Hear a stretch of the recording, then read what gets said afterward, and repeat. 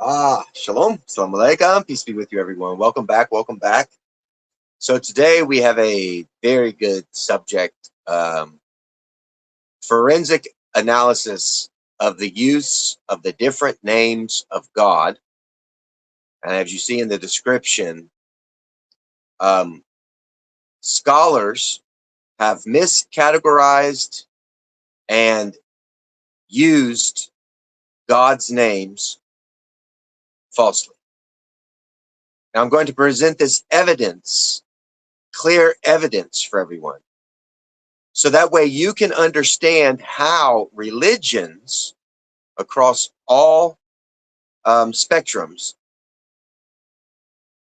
created a theological ideology based off of this academic fuck up. All right. It's the biggest fucked up thing that scholars have done. And because of it, it has caused so much distortion of truth. And you're going to learn this when I present this evidence for you all. You will see this clearly. Now, anyone and everyone can study these things for yourselves right here, right now. You're more than happy to join my stage as well. If you want to have a clarification debate or to have a different perception that perhaps maybe I overlooked that you would like to share into this, you're more than welcome to. Remember, we are always global inclusiveness and all are welcome. However, I need to start adding this. Not all get to stay. Because when you start acting like a buffoon, when you start using my comment section to ad hominem anyone, including me, I am not going to put up with such activity. This is a place of learning, strict discipline. You can cuss, you can do those things. When I say strict discipline, I mean don't go out away from the subject, content, matter, and then go on a rampant, illogical rhetoric of rubbish. I don't go live to listen to it. Or I go live to present truths that we can analyze.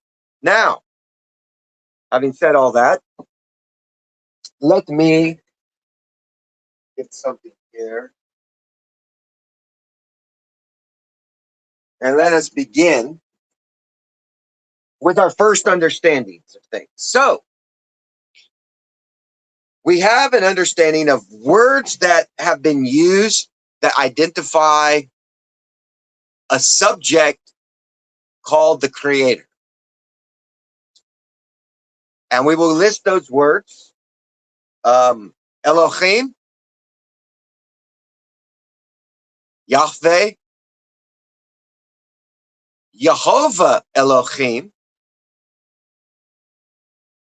and Adonai Elohim.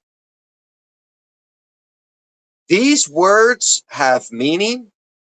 These words have an understanding.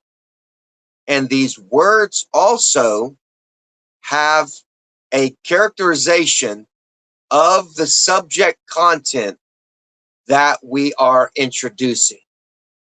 Example A. Let me get my chalkboard. Class is in session.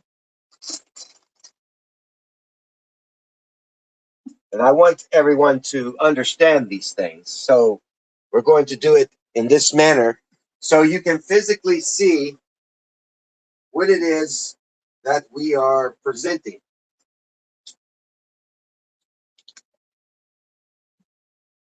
Now we're going to go one by one, categorically wise.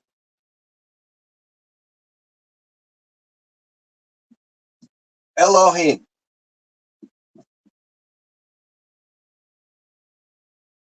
And Elohim is plural.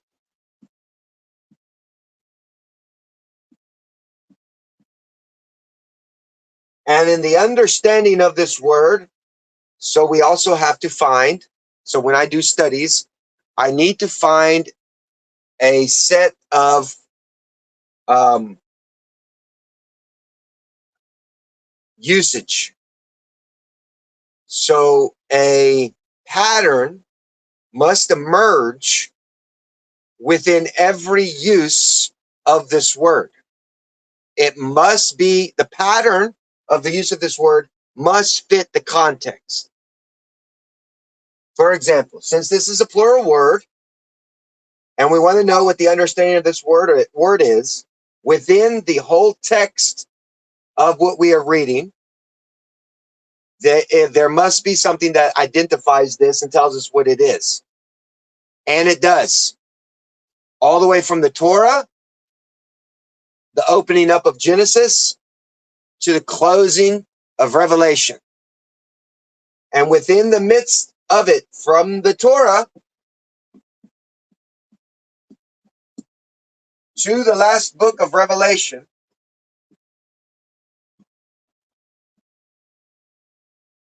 it clearly describes it as 7 spirits.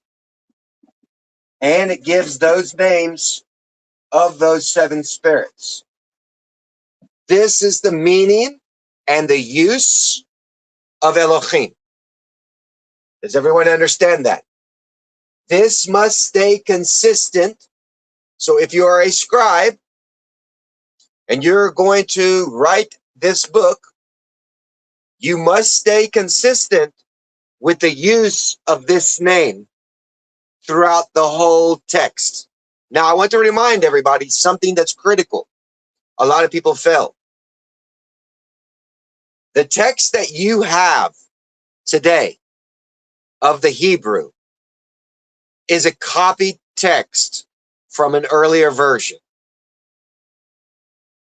The scientists, the academics, the scribes, anyone who has studied, even the very things that are within museums themselves, you must understand that these people who are literally studying that script are not living in the time that the script was even written. And the people that were living in the time the script was written have only copied from a previous script. And I show the evidence proof that this script is not, that we have, is not proper in categorizing the names of God properly. And therefore, if you do not categorize the names of God properly, the generation that comes that finds this script that has been translated improperly, the next group that is analyzing this are now going to create even more fallacy and corruption within the text that they think is truth, fact, when in fact within the text itself, I find discrepancies of the use of these words. Therefore, those scholars or academics that came after the generation that wrote it and after the generation who confirmed such things such as Strong's Concordance or a lexicon are in fallacy because they did not analyze and categorize these things properly. I'm going to show you the evidence for it. So here's one evidence of a fact of a word that you need to know and what the meaning of it is. This thing right here, since it's spirits,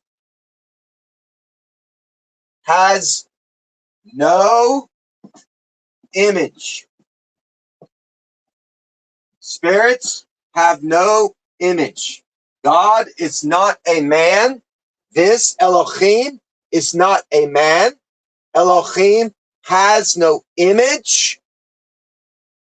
So if you look at this word in Strong's, if there is in the context descriptions, and I'll give you examples later throughout the video, if there is descriptions that describe this, for instance, let's say it'll say God or ALLAH or Lord or any of these other things, and in the context it says, and they saw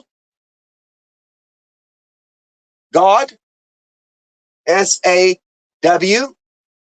denoting a physical awareness of something that they can see. If you say you saw Elohim, that is incorrect. No man can see spirits. You cannot observe and see the breath of life. Like I stated before, the seven spirits, you can observe what is happening within the context of knowledge. How do you know if someone's smart? How do you know if someone is dumb? How do you know if someone has good counsel or bad counsel? How do you even know if someone is alive or dead to begin with? These are secondary observations. They are not the actual physical things. You're studying physical to see the spirit. You're not looking at spirits. So if you see and come across a text that says, and they saw God, and then you see in the word use, no matter what it is, if it says Elohim, it's not true. That's critical for people to understand. Academia has failed. They have failed you. They have failed me. They have failed all of us in properly categorizing this so that we will not be deceived by doctrines of devils that perhaps will come later in life. Now, you understand Elohim.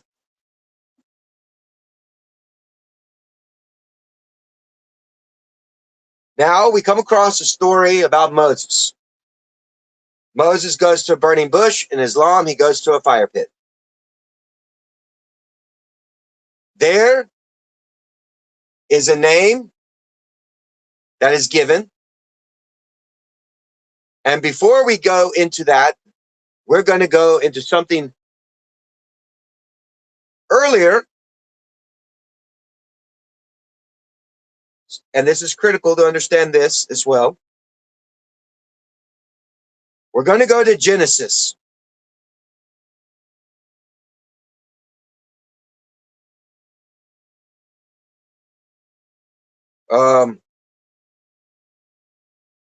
Chapter 2, verse 7. And then Genesis chapter 2, verse 7.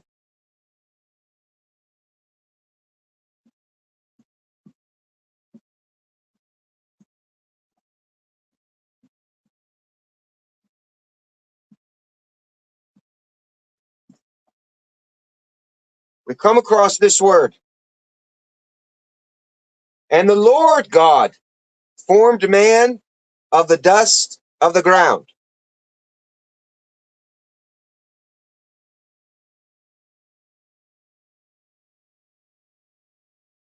In English, they're using the word Lord. In English, they're using the word God, G-O-D. In the original, it's Jehovah Elohim. This is important. This is super important right here. This is critical for everyone to understand these right here.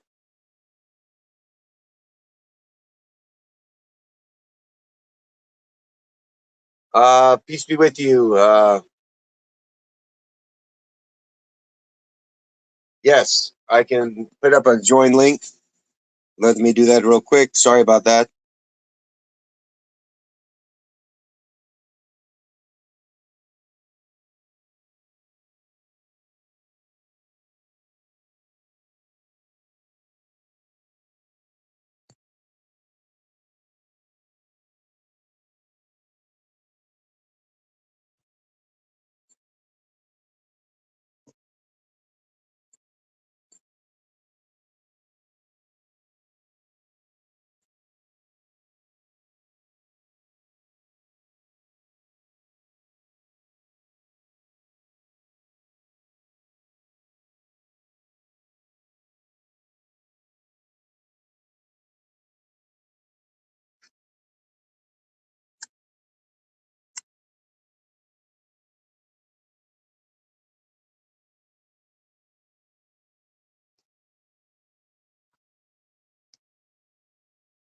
All right, there is my join link if you wish to join.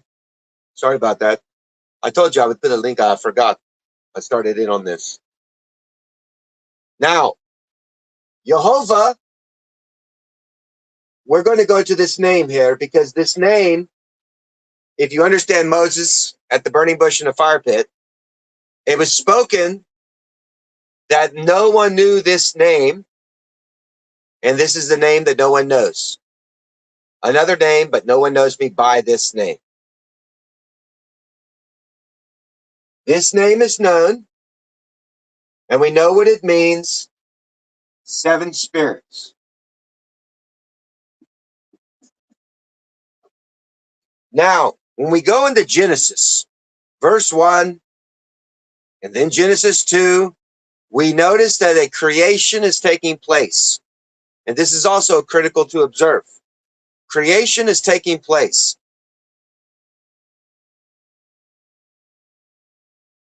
When you understand the 7 spirits, one of them being the Ruach of life itself, moving across Mayim, water, Mayim being the essence of all that could be possible, having life itself entering into it.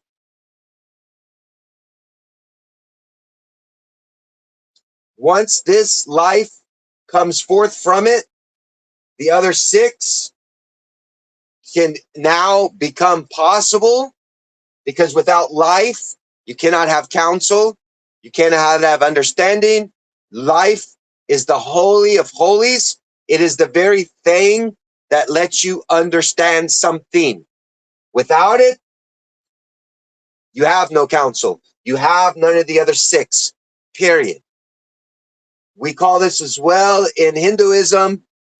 So you see Mayim, in Hinduism, they call it Maya. Out of the illusion, matter and existence can be formed and retain life, and then can get counsel, understanding, knowledge, wisdom, power, and these things are interactive together. The only thing that this says that came forth from this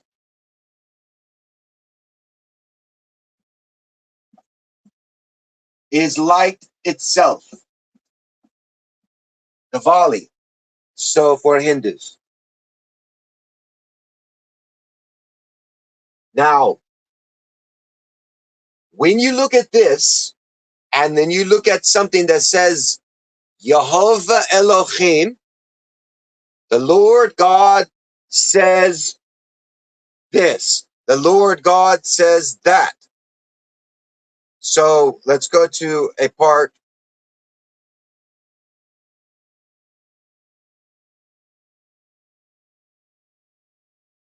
When you get into Genesis 1, the use of Elohim is here. And what these 7 spirits have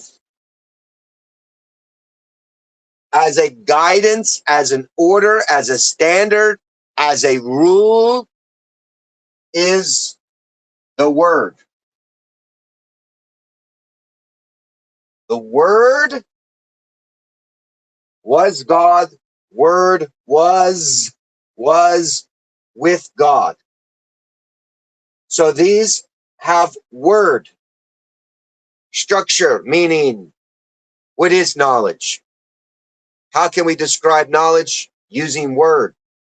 How do we describe wisdom? How do we describe life? How do we give descriptions? We use words. So the Word has always been with God. The Word was God. In the understanding of that greater context.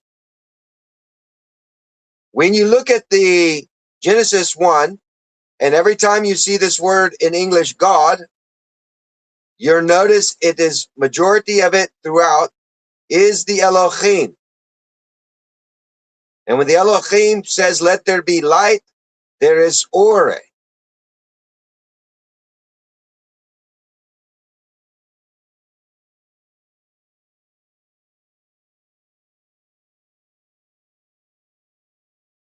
We take this Ore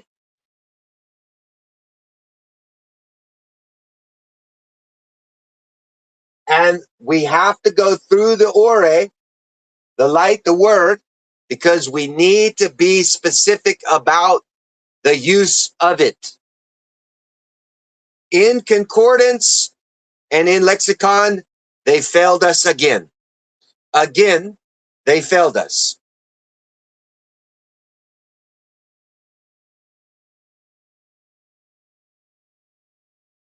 Because they will use Ore, they will describe it, they will say things like this. Illumination, luminary in every sense, including lightning, happiness, bright, clear, day, light, lightning, morning, sun. Wrong. Wrong.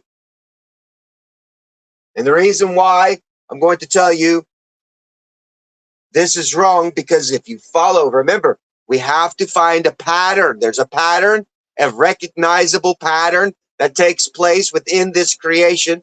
And it does let us know if you don't have a planet yet, you cannot have lightning. So Ore could not be. Now, Ore, yes, has these meanings. That's what it is. Yes. So in the understanding of this word light that the scribe wrote as Ore, he scribed it wrong.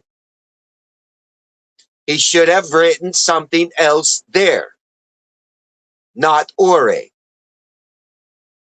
But Ore has understanding meaning. For instance, you could say that that man's mind is very bright.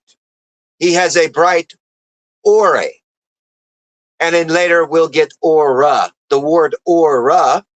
Oh, look, he has an aura around him. So bright. But that's not what we're talking about here as light. So the word used here is, give it a check mark. Wrong, scribe. You got it wrong, scribe. And this is critical forensic analysis. Because later we see that through, it'll say, through this sun, through the light, all things are made. So in 1 John, let's go to 1 John. Remember, everything must match. You cannot go outside of the linear timeline of creation itself. In the beginning was the Word, and the Word was with God, and the Word was God. The same was in the beginning with God, as we have right here. Word is with Elohim. And we know why. All things were made by him, and without him was not anything made that was made. In him was life, and the life was, this is John 1:4, the light of men. Light, word. Through the light, through the word, nothing was made without him. Who is him? In this essence, they wrote ore wrong. Because we do know, because we have another name that is given that identifies who the light, the life, the way, the truth is. And I'm not speaking flesh, Jesus. No. This is before creation. So John 1, verse 4 tells you the life was the light. And we know that when the Spirit moves across the Mayim and speaks, let there be light, this light is the only begotten Son. Fact. And we already have that established. So this, you get a check mark. I'm sorry, academia, whoever did this, you're wrong. Now you've got a check mark. Now we want to get the right answer.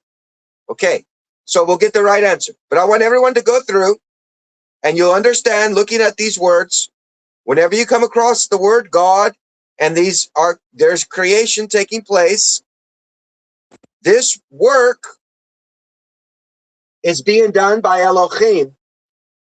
But remember, as the Elohim is producing this, they use the word to do this. Understand? They're using the word to accomplish even the creation of light, which later becomes the word, and is the life, which is this rock that breathes life into anything possible. The only thing that came forth from the life of rock in Mayim is the light, Son, only begotten. Now, very critical. We go back into Genesis 1, and you'll notice when you tap on God,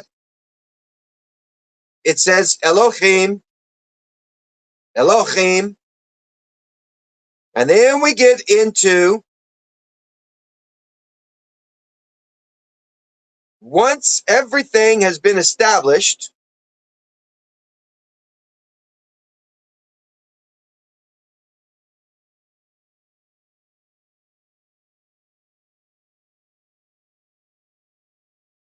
and here's a critical thing.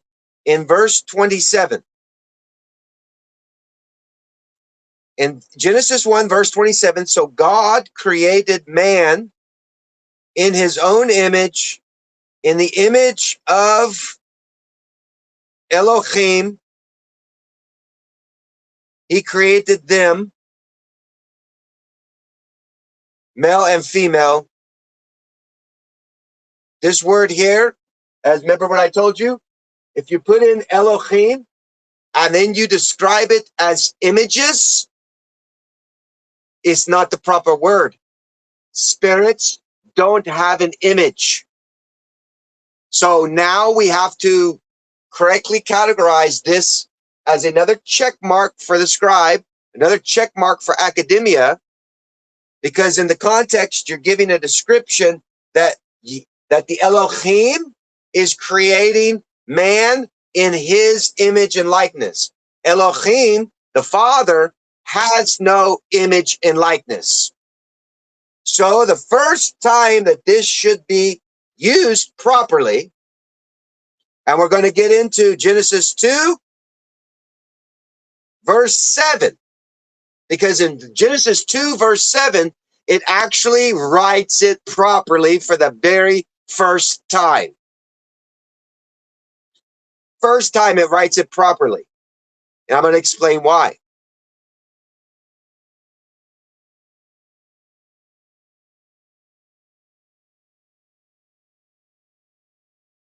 Jehovah, the Lord, is denoting the light. This is spirit.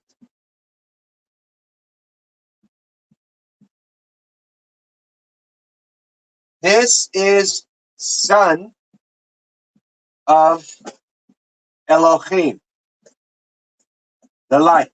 Are you guys following me? Jehovah is the light. When you see the word Jehovah Elohim created the Adamah, when the scribe wrote in the first part of Genesis, in verse 27, it should be written, so Jehovah Elohim created man in his own image. In the image of God created he him, male and female created he them. Why this should be Jehovah Elohim? Did you understand that I and the Father are one? I can do nothing of myself. What I see the Father do, I do. So the Elohim, the seven spirits, dwell inside the Son and guide the Son. It gave the Son life. It gives the Son counsel. The Father gives the Son knowledge. The Father gives the Son understanding. The Father gives him wisdom. The Father gives him this. And yes, the Son fears his Father. Now, we have this understanding. Now let's go to another critical attribute.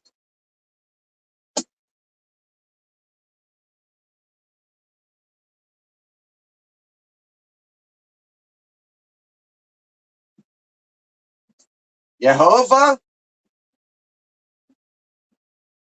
equals Son, Spirit.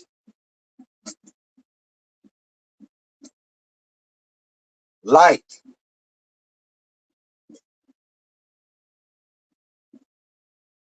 Elohim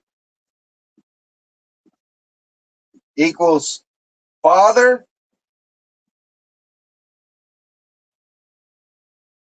seven spirits.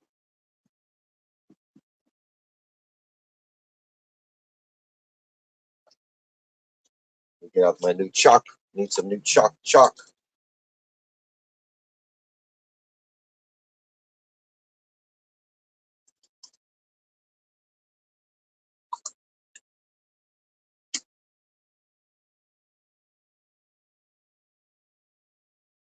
Now, before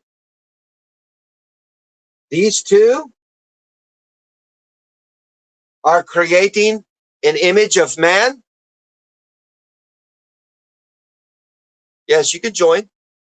As long as you're pertaining to questions here, you can join. Let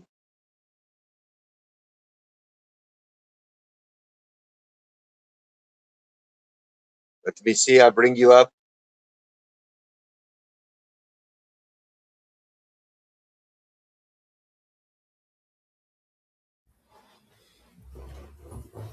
Hello. Shalom, peace be with Good to see you. you. How are you doing?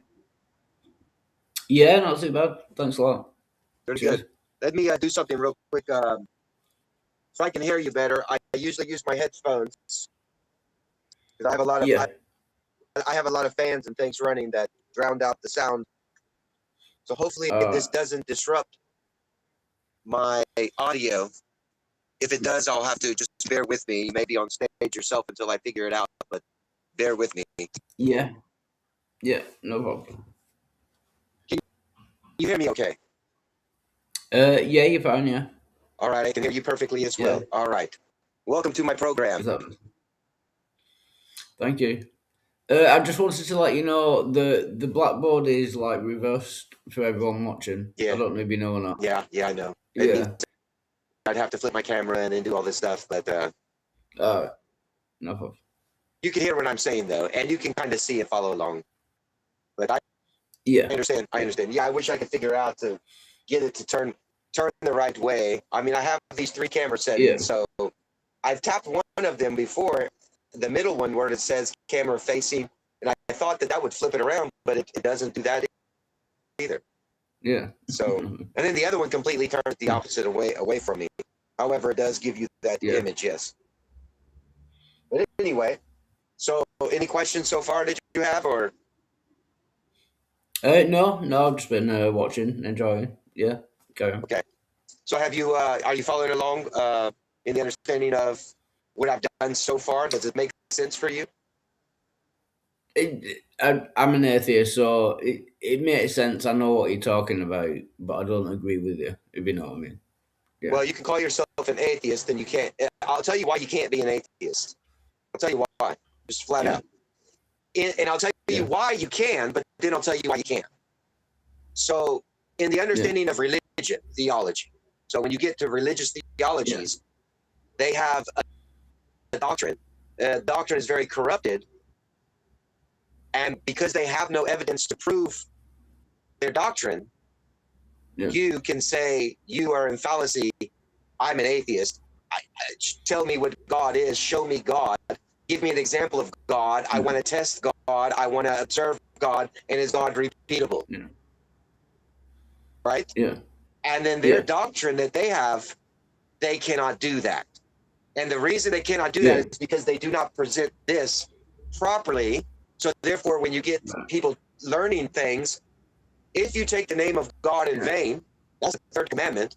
If the scribe takes the name in vain, wrote something wrong, later people come around and they identify it as something else, you clearly lose the meaning, you lose the interpretation, and now you've created in your own imagination that which you say God is. And that's not how God works. God tells you what he is. You can't say what God is. God tells you. Yeah. So in the understanding now where I tell you you can't be an atheist in my way is because I went over this with a gentleman, Will, a couple of videos back. Yeah, he did another side chat, by the way. So my God is 7. My God is 7 spirits. And I went over with Will. We can observe, we can test, observe, and repeat those 7 things. You and I could not even have a conversation if one of those spirits was not even present in both of us, which is called life itself. Right. So basically, you got an esoteric definition of God which doesn't match like classical theism. Correct. So you're saying things that exist. You're calling that God. Yes. When most people wouldn't. Right. And even science, and it becomes science, right? I love science because science literally, when science gets a hold of what I'm saying, it's going to blow their mind. And as well, they're going to start discovering things in nature that they couldn't, because most of these scientists have been, brought up in a Christian theological home or an Islamic, any doctrine that they've got, they're brought up in this. So they're already biased and confused in the way that they can perceive evidence being brought forth to them. So once you get that out of the way, now all of a sudden things are starting to make sense. The thing that science is going to have a hard trouble with, and it goes back into computers. With computer, you have code. Code is written, and you can have a floppy disk. In the 80s, it was just like a little floppy disk. Yeah. And on the floppy disk, let's say on the floppy disk, and we'll go with the first game, one of the first games ever created, the Oregon Trail is on this floppy disk. All right. Yeah. You know the Oregon Trail? I'm not sure. No, I know Pong. The table tennis game. That was Atari. Before then. Yeah. All right. So we'll go with Atari. We'll go with your analogy, Pong. Yeah.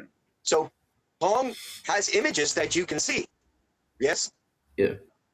But if we turn off the screen, unplug the Atari, and just have the disc, can you see and observe Pong anymore? It just becomes code, right? Just code is all it is. Now, but this code had to come from somewhere. It didn't just manifest itself, right? So in the same manner, Spirit produced the code. That's what we're observing is the code. The genetics of human beings, the cosmos, Yeah. all of this is the code that we are observing. But what created the code? But do you have any evidence for that, or is that just like speculation? For the code being evidence? No, for someone had to create the code. What is the evidence for that? Yes. So what you just did when you asked this question, could you explain? Can you go through the process to explain to me how you asked that question? Neurons fired in my brain, making me think, and then I came up with that question. So Yeah, you thought. I thought, yeah, Thought is where the code comes from. You can't see thought. You can't observe again, thought. Thought again, becomes now. that's just a Well, I'm just. that's just a blind that's just a blind assertion, though. I need some evidence to back Well, that that's what I'm up. trying to explain to you. Thought now Okay, in the physical realm of what we're in. Thought now yeah, is what we would call spirit.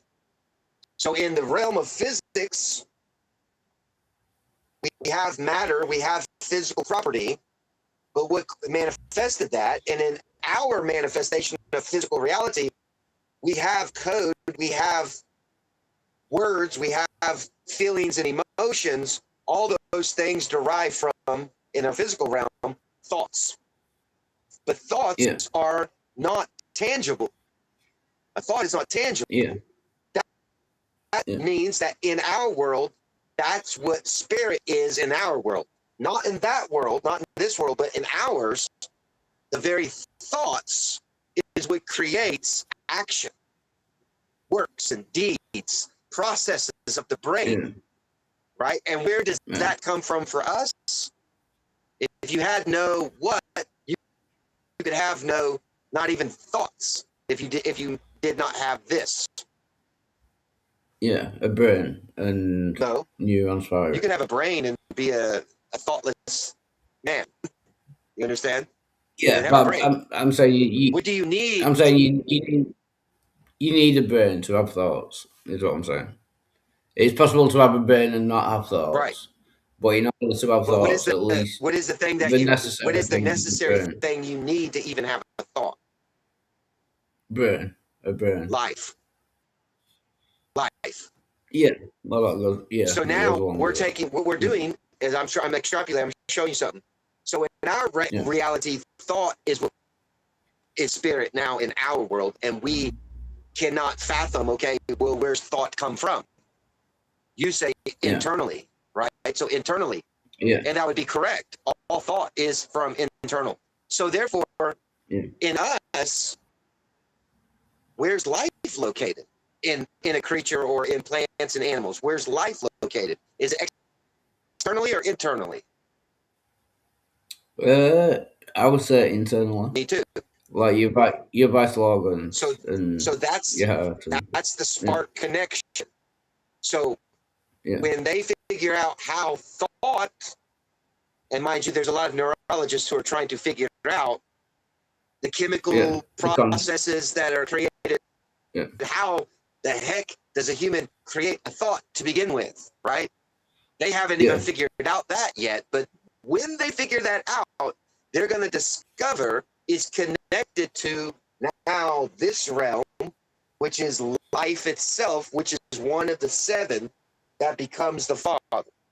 So when you can observe yeah, something, yeah, you have to accept it must exist. I can't see life in a matter of like what it is. I can't see knowledge. I can't see, physically yeah. wisdom. It's not a It's not a science. tangible thing. Yeah, I can observe yeah, these things though. Just yeah, like gravity. You can't see gravity. We can only observe it. yeah. But we can maybe But I mean, later on we can find out exactly what it is, how it works. And that means we need more what? Of this, what spirit do we need more of to figure out how gravity works? I'm not sure whether we need a spirit. We just need more understanding.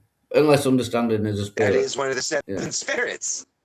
Oh right. See, that's Yeah. why I said you cannot be an atheist in mine, because my Right. God, the Father, to me, is Yeah. life, counsel, Yeah. knowledge, understanding, wisdom, power, Yeah. and then fear of the Lord. Right. Without that, and that is what science is. So that is Science your is counsel. God. So would you say your God has like agency? You know, like I was brought up Christian, Catholic. Mhm. So when I think of God, I think of a extant being that has a mind. You know, like basically a Superman kind Yeah, of thing. a guy in the Is sky. yeah. Would you not go along with that? No, because God, Do you think God? God is No. God is in everything that has life in it. Remember what I said? Right. God Yeah. is spirit. One of the spirits of the Father is life itself. And if you say, if Yeah. I ask you, "Are you alive?" then I can say, "Oh well." Then not all of God, an attribute, a part of life, a part. I wouldn't even call it an attribute of Yeah. Him. A part of what it is you. Therefore, that's why you have the breath of life in you. Now you are a living Yeah. soul. Soul, not spirit. Soul means work. Yeah. Whatever you do, perform, is your soul. Because what's Yeah. judged, you're not judged because you have bald hair and glasses. When you go Yeah. into judgment, you're being judged based off of your work. So when they say, "Oh, God's going to judge your soul," they now in religion theology, they don't even know what a soul is. They think soul and spirit is the Yeah. same thing. No, Right. Yeah. spirit is what animates us to create a soul that is work. The fruit of a tree is its soul, the work of it. You know how apples Yeah. formed? It's the tree works, right? Like it's taking stuff from the ground Yeah. and going throughout the capillaries of the tree into the flower that's been, what do you call it, in botany, not fertilized, it's called something else, and that happens to Oh yeah. plants. I know what you mean. Yeah. Bees I do it. can't think of the word. Not fertilization, but it's on the tip of my tongue. I know it. It's there. Yeah. I got all this stuff. But anyway, how that works, that is work, right? Everything is doing Yeah. some Oh, work. pollinization. Colonization. There you go. Yes. Yeah. I knew we That's have it. it. I Yeah. knew we had it. It's there. It's something we're taught like when, like second grade, these things. But then we get old, we completely forget. A lot of people, when they read the book, they also forget kindergarten stuff when we learned in first grade stuff when you learned about punctuation Yeah. marks and what they mean. Yeah. So a lot of people make Yeah. the mistake when they read the book. They're like they neglect the punctuation marks, and now all of a sudden they're saying Jesus is God. Flesh is now God because they don't they fail to realize the punctuation. But anyway, so yes, now the work is the soul. So they get that wrong. They call the soul spirit is soul the same thing. No, it's not. Yeah. Now you see the great error in theology and why I got away just like you probably led. Like you're thinking this shit don't make sense. Like your logic Yeah. and reasoning of your religion is so corrupted, it's not making sense reasonably. So I gotta. And the bad thing is you think that the book needs to be abandoned. Don't abandon the book. Yes, abandon the religion or the dead man grave. Rise out of the grave, but keep the word. Because I forgot this right here Yeah. is the word as well. That was one of my things I forgot to write. Keep the word. Just you need to analyze it because remember, all of our books are only written by men, and men can not purposely trying to, but maybe accidentally write something wrong. You could look at any, you could go to your books in school. I used to have this book in school, and they had a word that was misspelled, and instead of Yeah. saying then, like for THEN, it said THIN, and we would all laugh at this. And every book that the printing company printed, hundreds and thousands, had this mistake, right? Now, just because Yeah. there's a mistake does not mean the book is wrong. You understand? Yeah. So Just one mistake. Yeah. that's what I'm showing for everybody. Just because the stupid academic scribe and then the scholars Yeah. who are getting paid money present something falsely, don't abandon the book just yet. First go through it. That's why God gave you your own mind, your own breath of life to analyze this. Don't just follow. Remember what Jesus said. Don't the But blind lead the blind. but You're both going to fall in the ditch. but when you say like things like God gave you the breath of life, that would indicate like an agent, God, a being chose, and from what you're saying, you don't believe in that kind of God. No. So I don't So understand so here's the the thing with you know how they say God, no, God has never been created. It's always been around.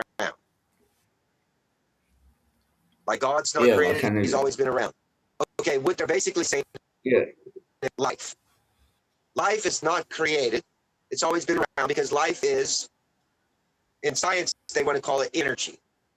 Energy is yeah. neither created nor Created all this right. that's life. Yeah, We don't know yeah, unless you get life to wake up to have consciousness. So now you can observe. If you didn't have life, you wouldn't even know what an apple tree was to begin yeah. with. So life is Yeah, always that is God. Life has always been. The only reason you can't understand it is because when you received consciousness, you received the breath of life. Now you are in what has already been. And for the first time, yeah, you just woke up. It's like, let's say there's a fire in the house, and the fire's been going on for about 30 minutes, and you don't know it. You're asleep in bed. Next thing you know, you hear bang, bang, bang, bang on your door, right? Somebody's banging on your door, and then you wake yeah, up because you hear the bang, not because of the fire. You hear the banging, and then somebody's like, dude, your house is on fire, man. yeah. That's consciousness. Now you have become Although, conscious of something that you were not conscious of. That's life. That's what life is. It doesn't mean yeah, but go ahead. I don't know whether you're old Earth or young Earth, but there was a time before life existed. Like No, the there's universe is life is 13 point. life's always existed. Remember what I said? See, I disagree with it. Just because you woke up to the fire doesn't mean that the fire hadn't been going on before you were conscious of it. Just because now you're Oh aware yeah, and now you're saying, oh, the fire is happening now. No, the other person who was alive before you or was conscious before you said, no, yeah, that's always been, the fire's been going. You just now observing it now. And that's life. That's what yeah, life is. New. When you die and pass on and your children grow up, who observed the world first, you or your children? yeah. I get what you're saying, but I'm saying, like, do you believe in the Big Bang, the expansion of the universe? Yeah, so that gets into, well, now, but now, wait, that becomes Yeah, physical. Remember what I said? yeah, Life itself is of what realm? yeah. The other one. The other one. Physical is the way we Yeah, observe it. That's so physical yeah, is the observation of what is already in existence.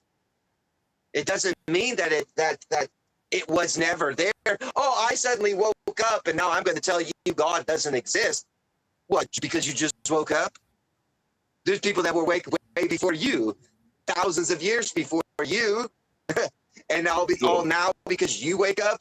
We're going to say God doesn't yeah. exist, but that's on a No, different realm. If you're following what I'm yeah, saying, right?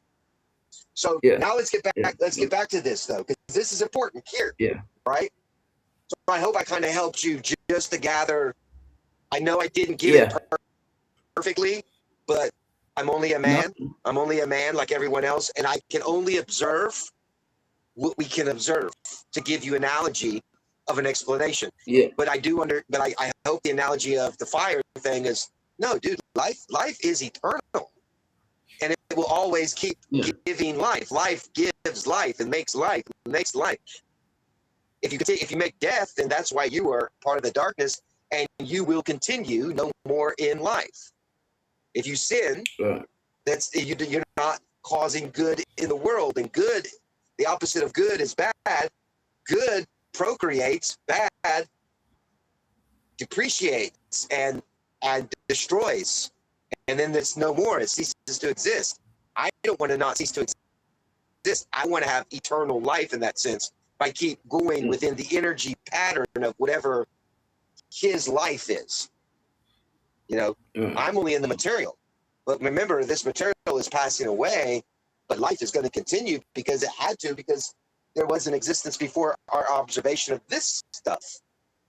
Now, Jehovah, in a sense, when we get back into the depth of these words, and why I say that, when it says that the Elohim created man in his image and likeness, Elohim has no image and likeness, so the scholar got that word wrong.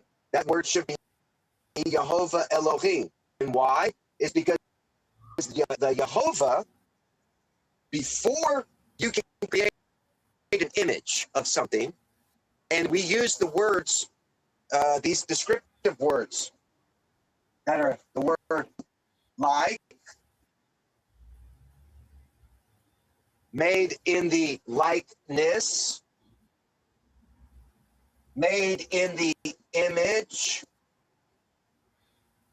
Now, if something is not in existence yet, and I were to write it, I am going to make something in an image and likeness of something else. That means that something else must what? Exist. Pre-exist. Yeah, pre-exist. Yeah. So what we call that is pre-existence. Right. Pre-exist. So we know Father has no image. However, when we go to this word Jehovah, and then we go, and this is where we go into the other context, where we go into Exodus 24. And a lot of people don't know this. This is some spooky stuff, because then it lets you identify that Hollywood. So I could ask you, let's just ask you flat out, how did Moses get the 10 Commandments? Your knowledge, like what they've told us growing up, how did Moses get the 10 Commandments? Apparently, God wrote it on stone tablets with his finger. The first 10 before he brought them, and then went back up the mountain. So yeah. And then in the movies, they might depict a lightning bolt flashes down, and that's writing on the tablets, something like that. Yeah. Have you ever read the actual story? Yeah, I read the whole Bible. No. If you read the actual story, then how did Moses, without looking it up, how did Moses actually get the tablets? Get the tablet? Oh, I'm not sure. So you see, we don't know. We don't know the story. And I would be just like you.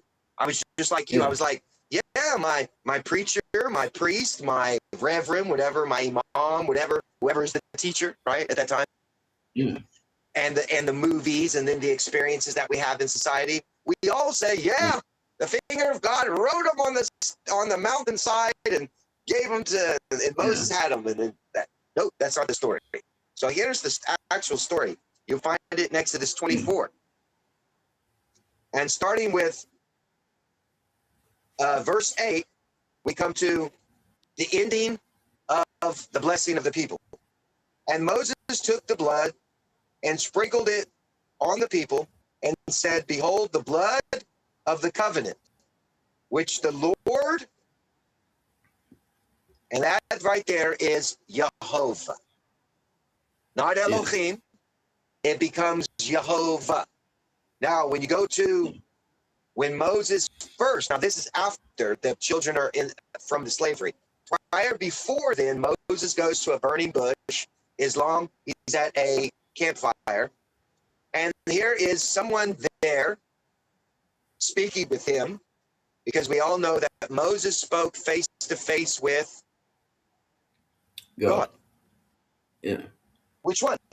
He can't speak to Elohim face to face. He has no image. Yeah. So the word that's used there is Jehovah. So this is what he actually states. the voice, the presence that's there. Moses, and a lot of people get this wrong, Moses says to him, if the people ask me, who shall I say sent me? Moses did not Yeah. ask, what's your name? Yeah. He's asking him, if the people ask me about you, what shall I Yeah. tell them who you are, who sent me? He says Yeah. this, Yahweh, not Jehovah. He says Yahweh. Yahweh is not a name. And I'm going to get into that Yeah. at the very end because this will tie everything together. Yahweh is a meaning, a declaration, and it means I am that I am. I will be what Yeah. I will be. Yeah. I will be what I will be, send me. Now, before he leaves, the person there, the God there, says this.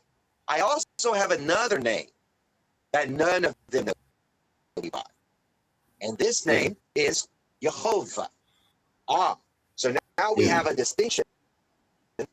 This name, Jehovah, because there's a physical presence of a son of Yeah. man. Because remember, how did we get Yeah. an image and likeness to begin with?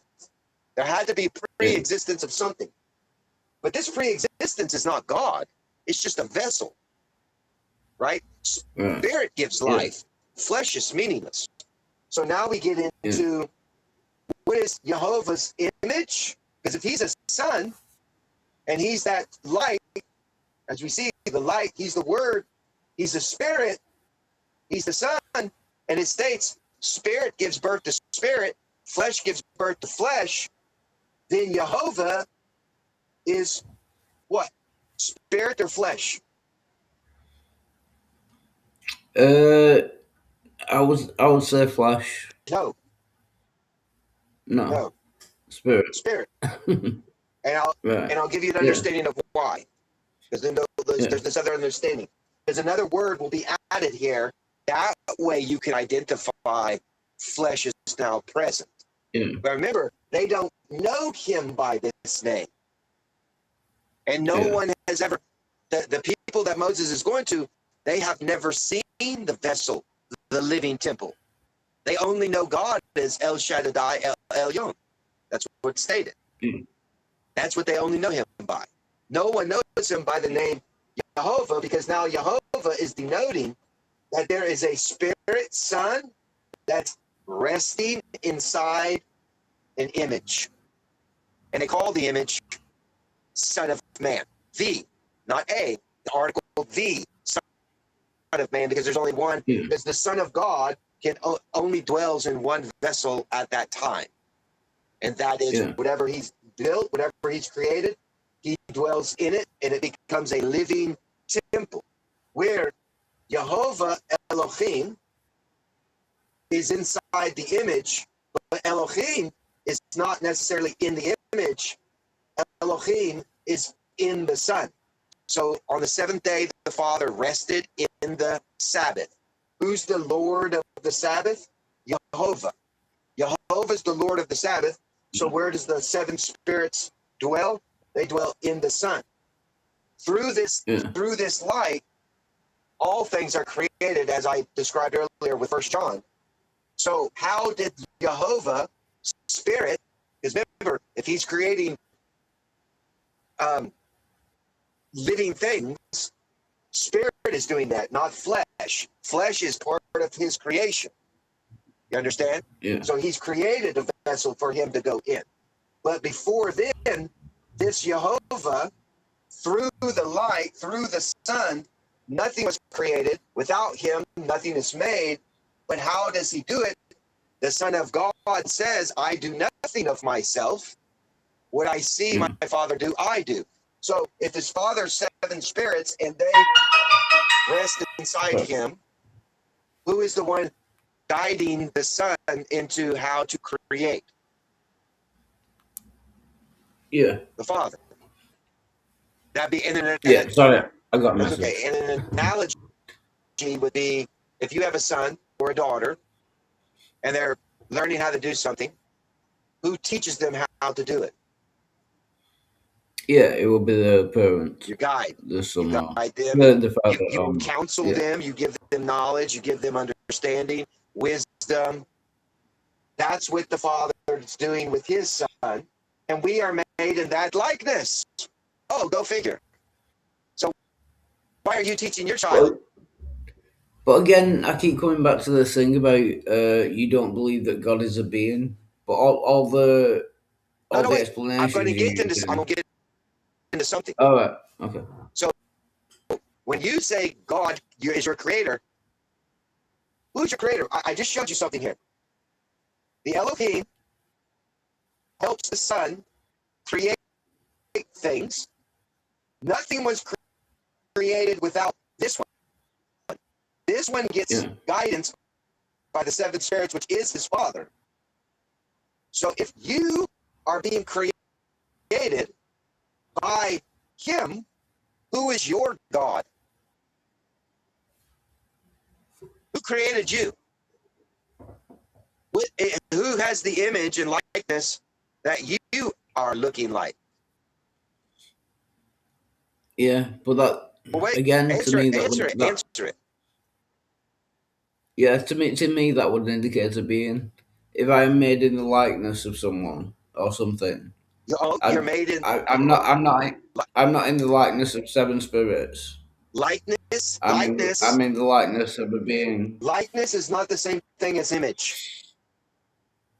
Right. Okay, likeness is not image, because those are two Yeah. separate things. Image doesn't mean that that is what the spirit is. It's just a way for you to understand how to observe it. You can't see spirit. So you need Right. something to observe something else, just like gravity. You can't see gravity. You're looking Yeah. at something to observe it. An apple falls out of a tree. Hits Isaac Yeah. Newton on the head. He's observing gravity. He can't see it. Just like you can't see this without this. You have to have an image. However, likeness Yeah. is different. Like, so if you teach your children how to do things, the action of how to do something is not tangible. You understand what I'm telling Yeah. you? It's a knowledge. Like, how do you tie your shoe? Sure, there's tangible means, method is tangible, but the Yeah. teaching of it, of how to do it, is not. You understand what I'm saying now? That's the likeness. You are like God in how the Father teaches and guides his Son. The image that you're made in is meaningless. That's a meaningless thing. But that just lets you know that there's something prior before you. That's why you look like what you look like. The image and likeness you were created in. Who created you now? That's what I'm trying to explain to you. Answer the question I asked. Yeah. If you look at the Father, this is Father, right here, Father. This is Son. Through this, which is light, through the light, all things are created. The Father rests inside the Lord of the Sabbath, which is the Son, Spirit. Who is Yeah. your creator? The Father or the Son? Uh, I would imagine the father. No. No. For I instance, really, I if really, if you um, have to do a science project, your son has to do a science project, right? yeah. And so he says, "I want to make a volcano, Father. I want to make a Yeah. volcano, and I want to put it up for a science project." Now, you as the parent, as seven spirits, this is your son. This is you now, right? Analogy, son. That's you. You're gonna Right. guide your child in how to do something, but then Yeah. on the day that it's graded, who created the volcano? Who made that? You or your son? Yeah. I would have made it with the knowledge gained from the father. Or the But yeah. who? But now, who is the one that tangibly created that volcano with your guidance and help? Yes, but who gets Yeah. the credit for the volcano being presented in class? You or your son? It will be whoever like physically created it in my mind. Like someone could have given me the knowledge of how to do it, but I would get the credit for actually making it. because you are the one who For actually example. made it. Yeah, So who gets the credit? You or your son?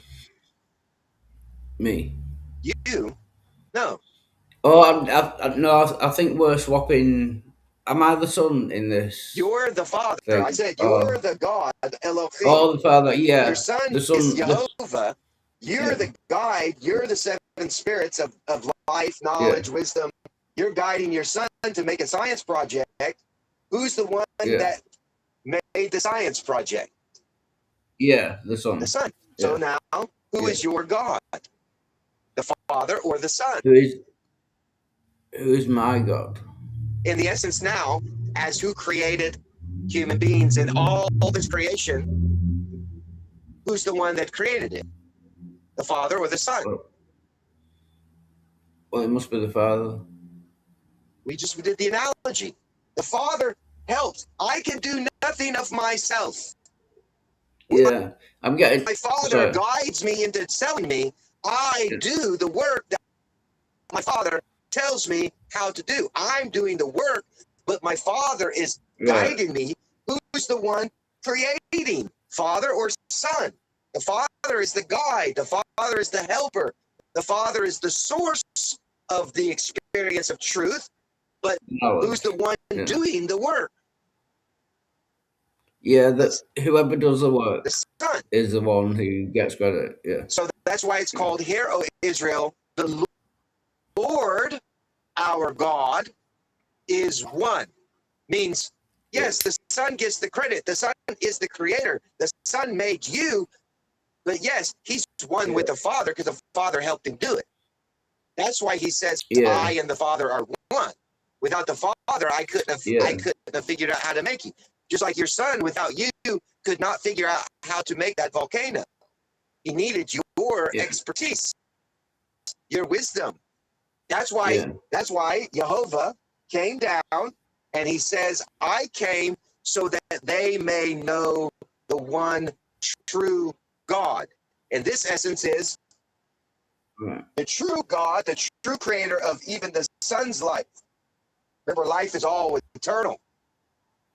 Remember, Yeah. the Son did not exist separate from the Father, because in the beginning they were one. The Word was with God, the Word was God. But now the Yeah. word is separated out. Light, you have darkness separated, light separated. But the Father is the one who created him, but he is the only begotten of the Father. So Right. if you say the Yeah. Father created you, then that means that means the Son of God is not only begotten. So God the Father made you too. Then the Son lied to me, because the Son told me he was the only begotten one from the Father. Now you come along and say, no, I am God's my God too. He created me. Oh, now we have discrepancy in the scripture. You see what I'm saying? Theologically, Yeah. theologically, they teach this nonsense. But Yeah. scientifically, and you see how it cannot work, it's impossible to work. And I've given you the analogy in a living of life that we can extrapolate as truth. You're the one that teaches your son, and your son's the one that built that thing. That's the God of the Yeah. volcano. But Yeah. the God of the volcano, so your son, he could tell let's say the rest of the class, and they say, how did you do that? Oh, that's wonderful. Look, the ball, the lava came out and exploded all over and ran out. And they all run up to your son. They're like, how did you do that? How did you do that? Tell us, tell us. And he says, okay, I'll tell you something. I'll tell you about my Father who helped guide me into doing this. So I came so that they may know the one true God, which is our Father. Now it's our, because you've become you've gotten the knowledge now of the truth. So now you are a brother. Who's my mother? Who's my brother? Who's my sister? I tell you the truth. Those that do the will of my Father. Now you are a brother, Yeah. sister, but you're adopted, because you are not begotten. You were not spoken. You were created in a different manner, but he is giving you the power to become a, not the. Remember those articles. You get the power to become a son of God. You are not the son. There's only one begotten that's called themselves the by that article. Just like the Son of Man. You can be a son. I'm a son of man. You're a son of man. But there is the Son of Man, because the article the, where is the blueprint of our image. Remember you said earlier, there must be a pre-existing thing in order. How can we be created from spirit unless this did not already have an image to begin with? So now we come to the understanding of this part, that Jehovah, the Son, and the Father rests in him. He is our true God, our creator in that sense. He is our God that created us, but he came to show us his Father, who is the actual life giver. Without the Father, the Son would not even have life. Without you, your son would not have life. And without your son, his son would not have life. And without that, and it just keeps going and going. And that's the timetable of time, right? Through the history of time. So now we have this understanding. Now I'm going to throw, there's two other things to throw in the mix that is going to expose. Before you do, can I just take a short bathroom break? Yeah. I'll be right back. Go ahead. Yeah. Yes, sir. So now that we have this, everyone, we have the understanding of likeness, image. I tried to give you analogies to explain the way that the Father and the Son work. And since we're in that likeness, that's why we do what we do. There's somebody before us already doing it. We're copying the Father and the Son. That's what we do with our children. We're not the ones that started it all. We're only doing what our fathers did, and their fathers did, and their fathers, until it goes all the way back to the single Son and the Father, and the Mayim, which is the feminine mother, where all this derived from to begin with. Before that, it's still life existed. It's eternal. Always was, always will be. We don't know what was happening then. The only one who knows and has seen the Father is the Son, because the Son was present before anything was even made. Before he even spoke light, he had been with the Father and the Mayim. So only he knows the existence of time prior to our awakening. So now he's back. Now we'll go into another. Now we have the understanding that if you look at Yahweh, because he said, who do I say sends me? He'll say Yahweh sends me. Yahweh is a meaning. I am that I am. And the reason he's saying this, tells him he has another name as well, Jehovah. Now Moses is face to face with a physical image that is the Son of God. He asks him, he says, I am that I am. Now this is here a critical understanding. A cat, a dog, a camel, a horse, me, you, and everyone else in the world, even trees, any separate thing that's its own separate thing, all can be called what? If we look at the sons of God. No, if we look at the understanding of we're on this word now. All right, so I guess I'll have to write it as the way they wrote it. It's Yahweh. This is a va. Understand by the way, to God, there's no W, but hey, not you. Whoops. Yahweh. Now this is a declaration. I am that I am, or I will be what I will be.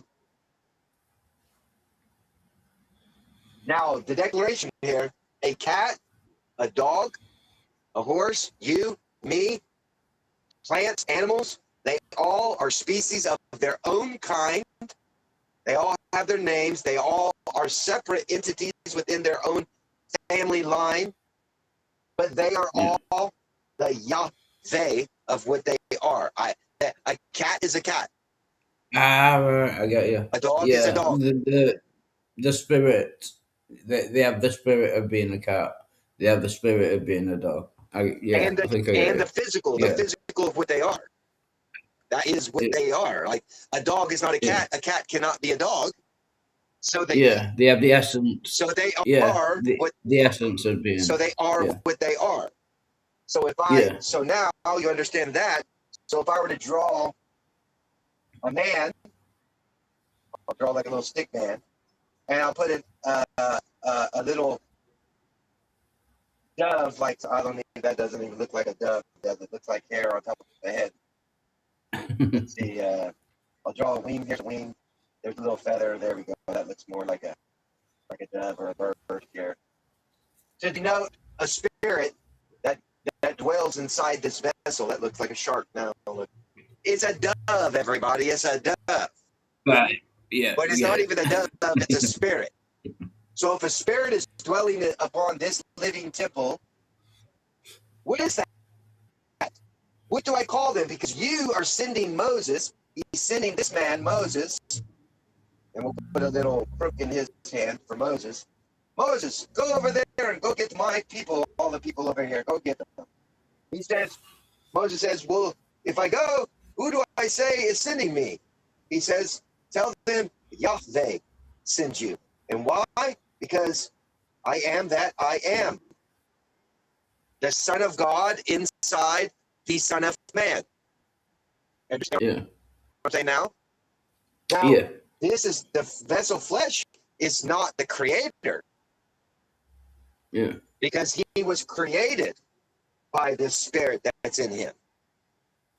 You understand that? You following along how with that imagery? yeah, Okay. That's the yeah, Yahweh meaning. A cat is a cat. A cat is not a dog. The Yahweh of whatever God creates from the Mayim and says be and it is, that is the Yahweh of it. Yahweh is not his name, never was his name. It just right. Yeah, is denoting that a physical presence is there. So if you see yeah, the word Yahweh, it'll say something in the text. It says, and God appeared unto Abraham by the trees of Mamre. When you look at that word, it says, and Yahweh appeared unto Abraham. Ah, well, wait. Appeared, yeah, appeared is critical because that means something physical must be there. Appearing is yeah, physical. Therefore, when you see this word, it doesn't mean that it's a specific God. It's just saying and denoting that the thing that's coming is what we call the Son of Man, the Son of God. He's present because the Father is not does not have a physical matter. So the Father yeah, is not called Yahweh. yeah. Although in the Bible it does say that God had like a meal with Abraham. Ah, let's So look what at was that. that? Let's look at that. Yes, Yeah, because that's in Exodus 24 where I was getting to you. Remember, I was going yeah, to show you the real deal of the thing. So we looked, and Moses did the blood sacrifice to the Lord. The word your Lord there is Jehovah. Remember, blood, sprinkled the blood. Who else died on a yeah, cross, gave his blood? Understand? So there's all this allegorical understanding through sanctification that is going to be later introduced in Yeshua ben Miriam, or who you say Jesus is. So all this is coming yeah, later. But right now we have this, and let's go to verse 9 of Exodus 24. Verse 9, then went up Moses and Aaron, Nadab and Abinu, and 70 of the elders of Israel. Now, how many people is total there? 70 plus yeah. 4 is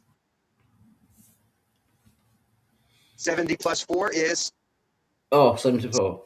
74 people are now present. Because Yeah, remember, no one knows me by this name. No one has seen me except for Abraham. Because before Moses, yeah, Abraham, remember it says that Abraham met God. Before Abraham was I am. And then there was the meeting of Yahweh came to Abraham, spoke with Abraham. There was three men present. One of them was Yahweh. The other two were just messengers, by the way, what Molochs were. And that's been distorted as well.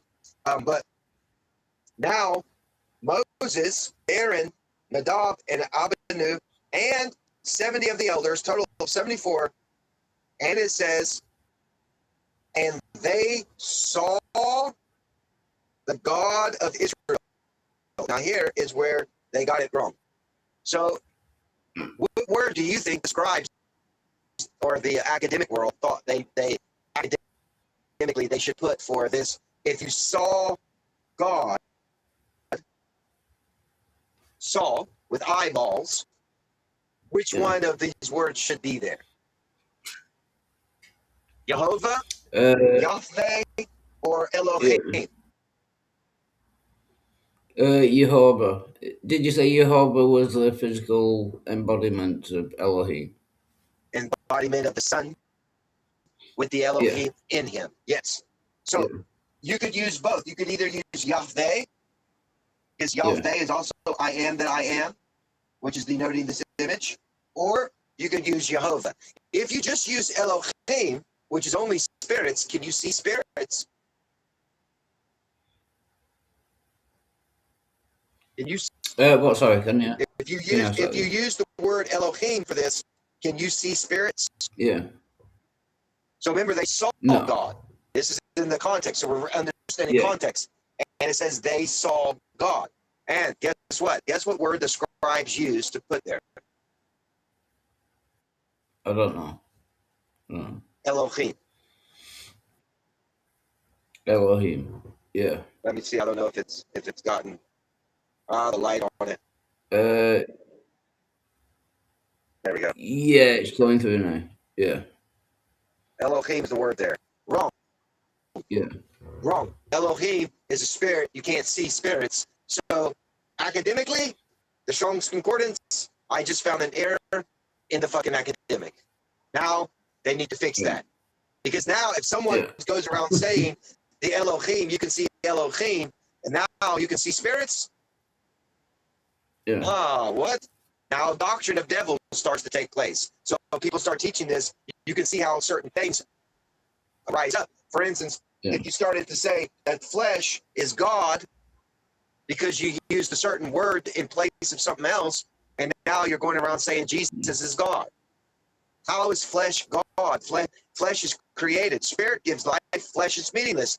The very Son of God told us that flesh was meaningless. He also said, destroy this temple, and in 3 days I will resurrect it. Who's doing the destroying? Who's doing the resurrecting? And it sure ain't the flesh. Yeah. You see? So they saw Yahweh. They didn't see Elohim. They saw Yahweh. Yeah, they saw Yahweh or they saw Jehovah. And I'll explain to you because I'm going to show you the evidence.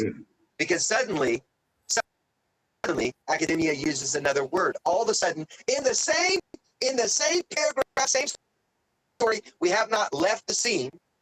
All right, the scene is not changed, and all of a sudden you'll see. Watch. Now I'm going to show you something of why you can't. It cannot be Elohim as well, because remember, we have to go categorically. We have to analyze in a forensic way the context and the pattern of what's happening. The pattern is a critical thing. So in the pattern, we see something happening. So I have read to you verse 9, they went up, Moses and Aaron, 70 others, now verse 10. And they saw the God of Israel, and there was under his feet. Wait. Yeah, feet. Do spirits have He doesn't have a physical body. Do spirit? Yeah. Remember what Jesus said to Thomas, doubting Thomas? Yeah. He said, I'm not a spirit, touch me. Yeah. Remember? That right there is telling us you can't, if it's a spirit, you can't touch spirits, you can't see spirits. Spirits don't got no dang feet. His share clearly tells you. And there was under his feet. Now again, when you tap that word, it says Elohim. as in, um, as it were a paved work of sapphire stone, and as it were the body of heaven in his clearness. Now, underneath his feet is a work. It says a work of sapphire stone. So, sapphire stone is blue, like what I have right here. So, this is a sapphire stone for everyone to see, the blue. So Oh yeah. he's standing on Awesome. he's standing on this. He's standing on something. Yeah. That's what it says. I mean, underneath his feet, as it were, a paved work of sapphire stone, and as it were, the body of heaven and his clearness. And upon the nobles, now in verse 11, and upon the nobles of the children of Israel, he laid not his hand. Now, who's the nobles? 70 elders. They Yeah. come up with Moses. 74. Right? 74. Yeah. You're right. Right. 74. You got me. You're paying it. I make sure you're paying it. Make sure you're paying I was attention. only joking. No, I'm making sure you're paying. No, I'm just joking too. All right, now. So 74. Yeah, we're right. And he laid not his hand upon them. Right? And Israel, he laid not his hand. Also, they saw God and did eat and drink. Wait. Yeah. Two spirits eat and drink? Yeah. You need an esophagus throughout a body to eat and drink. Yeah. All right. So we understand in the context, so it must mean, okay, he didn't shake their hands because it says, and he laid not his hand. But also they saw God. And here again, when we tap on this word, is Elohim. Wrong, scribe. It has to be Yahweh or Jehovah there because it has to be a physical presence. So now the Father is also always present. You understand, like, because the Father is in the Son. So the Son is guided always by the Father. They are one. Yeah. You understand now? Like, if your child was a minor, a little kid, and you go to the store, you always hold his hand. Yeah. You're in the likeness like of a tag team. Yeah. You're always there. You're always watching. You're always present. Yeah. Right? So that's what the Father is there. But it should be Yahweh or Jehovah because he's eating, drinking. You see his feet, this thing. Now in verse 12. And the Lord said unto Moses. Now this is critical. This has helped you identify something. Now they changed it up. And guess what they've written? Finally, they have it right. Oh, you'll have to give it a minute. I can't read that. So Man, you'll have to. It says Jehovah. All right. Jehovah. Jehovah is now there. All right. Now remember, the scene didn't change. Nothing happened. Jehovah's there. Now, and the Lord said unto Moses, come up to me into the mount. Come into the mount. Into the mount. Yeah. That means that there's somebody. He says, go up to him into a cave. Because if you're going to go inside a mountain. Right. Yeah. Yeah. I was going to say something to do with mountain. Yeah. Because you go, it says into. Now, how do you go into something? If it's a mountain, how do you go inside a mountain? Yeah, it's got to be a cave. Yeah. So we we looked at this forensic, right? We're doing forensic analysis here. So they're going into a mountain and be there, and I will give thee tables of stone. Oh, remember what I asked you? How did Moses actually get the 10 Commandments? The tables of stone. Oh, yeah. So now I just read the story. Yeah. Now you tell me, how did Moses, where and what happened? How, where did, where, what, or When, what, where, when, and how? Again, before he said that, my understanding was he went up to the top of the mountain and God wrote the Ten Commandments on stone with his fingertip. But you're saying that's wrong. That's wrong. Yeah. That's not what it says. Well, we'll read what it Oh, says. So here it says this. yeah. And the Lord said unto Moses, come up to me into the mount, and be there, and I will give thee tables of stone, and a law, and commandments, which I have written, that thou mayest teach them. So yes, he wrote them, Yeah. but they're already done. Yeah. Right. So, oh, And yeah. So he didn't. he's in a Yeah. He cave. didn't. He didn't write them. He didn't write them while Moses was there. Right. They were like pre-prepared. Yeah. Yeah. Moses just went and found Yep. them, basically. He's going into Yeah. his house. Maybe the man lives in the cave. I don't know why God lives inside a cave. Yeah. You know what I'm saying? Like, but this is the Son of Man, and I guess he's living in a cave. Yeah. Like, I mean, maybe that's what he likes to do. I don't know. Right? Remember when it? Yeah. He could. Remember with Yeah. He Elijah? could do what he wants. Remember with Elijah? Elijah. Elijah. Remember Elijah was in a cave, and the Lord walked by, Oh yeah. so he could see his backside. So I guess Oh yeah. he likes So, he's like a cave dweller. I mean, you know, the Pueblo Indians in America, caves are very a good place to live. Like it's safe from animals. Yeah. High up. Yeah. You get what I'm saying? So if a flood comes, you're safe. Your house isn't flooded. So Yeah. maybe there's some wisdom behind why he lives in caves, or he's always in caves. Who knows? But anyway, that's when it says, cave.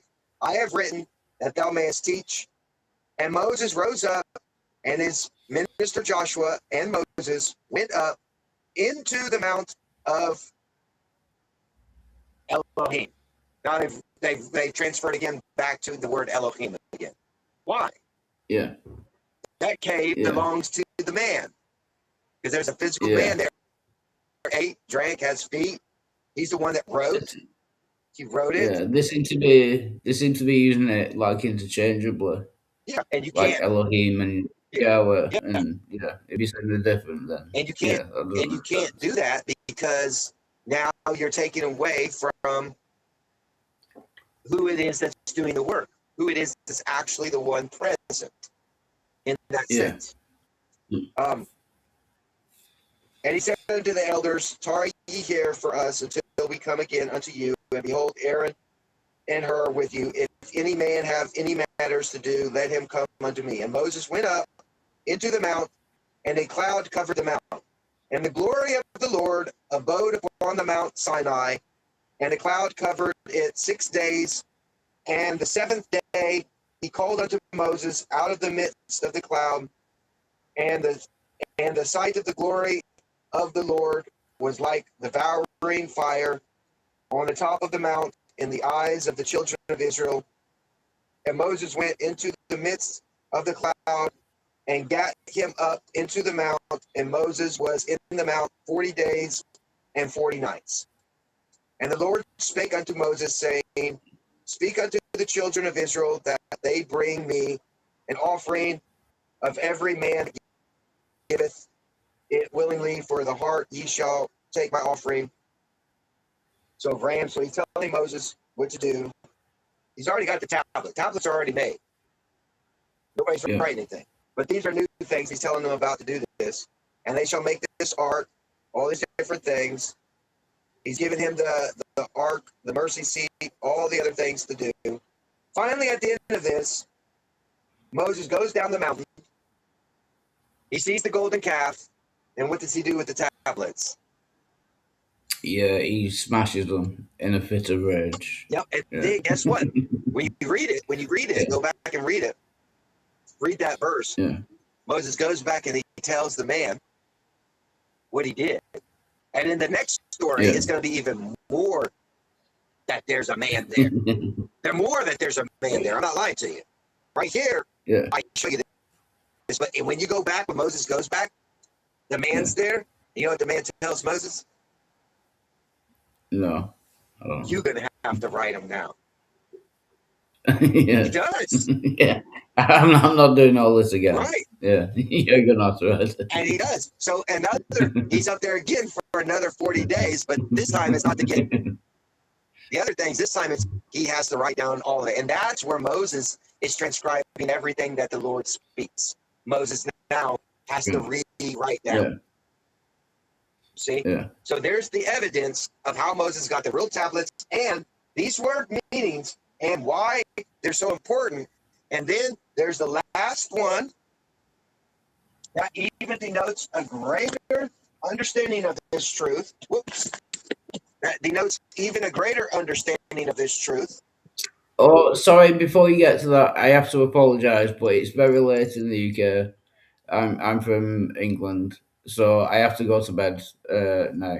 But it's been great meeting you, and yeah, it's been a good chat. Thanks a lot. You too. Peace be with you, my friend. You're welcome back anytime. Cheers. Thanks a lot. Cheers. Cheers. So now the other word, the last word that we haven't put up here, that can anybody guess what the last name that they give the Son and the Father? If anybody said this, you are correct.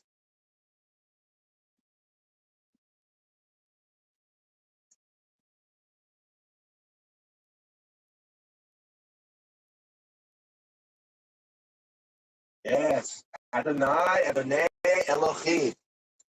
This is denoting even more specifically that a human being is present. Because the Lord, the kings, and the leaders of a household, the males of a household, all are lords. These are lords. But when you read Strong's, they'll write Lord God, but then they'll have Jehovah, Elohim, or Yahweh depicting it, and this is where they get it wrong. But whenever you see this word, Adonai Elohim, you better bet for sure that the Son of God and the Son of Man are right in front of you. Because that's very specific. This is flat out Yeshua and Mary. That is him. There's no way around it. That's him. But he's also Jehovah Elohim. He's also Yahweh. Now, to sum all of this up for people to understand the greater context of the word Yahweh to begin with, in the Hebrew understanding, all the words that I have written for everyone, starting with the Father, Elohim, the Son, Jehovah, Elohim, the Son, again, in a greater. Now, when you see this right here, understand as well that flesh doesn't always, and I left this out, I should have reminded you. When you see Jehovah Elohim here, that means as well, flesh does not always have to be present. You understand? This is still, sometimes this could be the light. Not yet, anything is not yet created. Light and Father. Nothing yet is created. Okay? Then they'll start creating. And then he makes himself a vessel, a body, or whatever, you know. But before anything is made, Jehovah Elohim was just light and Father, Son and Father. So sometimes this in context, but only in context that is denoting Alpha. So in the Alpha, before any creation, then you can have Jehovah Elohim as absent of a physical vessel. However, we understand that this is still Emmanuel. The actual understanding of Father and Son together, where the seven spirits are in this Son resting, we call him Emmanuel, especially when this Son is sent by the Father to come here. A word becomes flesh, dwelt among us. Not all word became flesh, only the prophecy of the virgin became flesh, manifested as Yeshua ben Miriam. But this becomes Emmanuel, in that sense, the name. But you have Elohim, Yehovah Elohim, which can denote with or without a vessel, a living temple. Then we have Adonai or Adonai. Oops, I'm ahead of myself. My brain is going faster than my writing. Adonai Elohim. And all of these, except for this one in context, it can be used in context for the Father, but the Father would not call himself this in that manner because he is the source. So when you see Yehovah Elohim, Adonai Elohim, and Yeshua,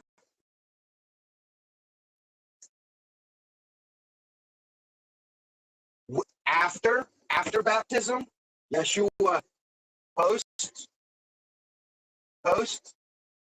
baptism.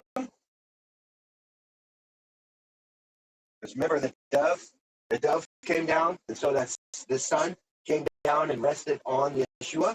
So post baptism, all of these are Yahweh. They are what they are. I am that I am.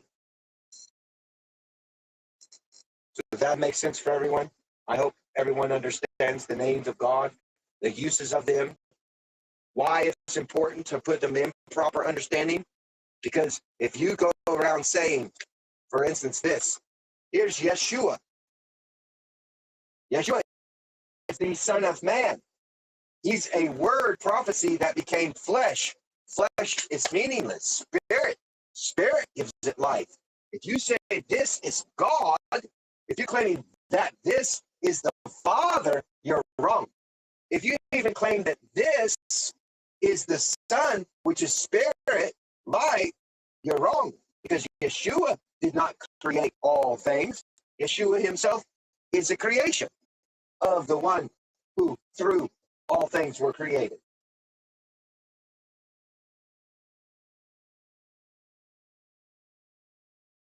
Do you understand all this now? He came down to here, entered into this. He is what he is. He came down here so we can observe in physical reality the spirit. Because you can't see spirits. We don't know the work of the spirit unless we're observing a human being. You'll know a tree by its fruit. I came so that they may know the true God, and we shall call him our Father. For I have made you, I have given you power to become sons and daughters of the Most High. So there you have that. All right, now let's see comment sections. Let's see if I can just turn this on, read it, because I have trouble sometimes reading on this little screen. So let me go into the big one and read it.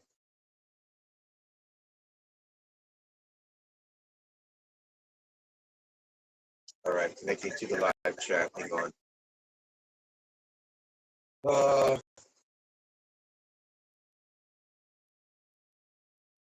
Says, oh, I gotta show it on stream. Duh. Let me click this button here. There we go. You go on stage and talk with Captain, and it will be good. Drinkable wins. Says, oh, what you said. Something else. Well, maybe both. If I should be happy about what you said or not.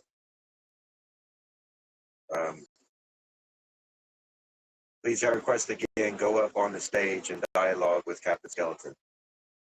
Who are you saying this to? Who's saying something? Sybaris. He's Sybaris. I am already sensing an enjoyable discussion with you while talking with you here in the chat for at least 5 minutes. I feel some kind of capacity or new feeling or energy when pondering on the metaphysical as well. I need to scroll all the way to the top. I also enjoy the let me flip this down. I'm just going to flip this back. I'm still here. I just want to turn my camera so I can read your guys' comments on the big screen so I can read it because I can't really see very well. I see, yes, Cerebrus. I also enjoy the, it's going to flip here in a minute. It hasn't flipped. It's catching up.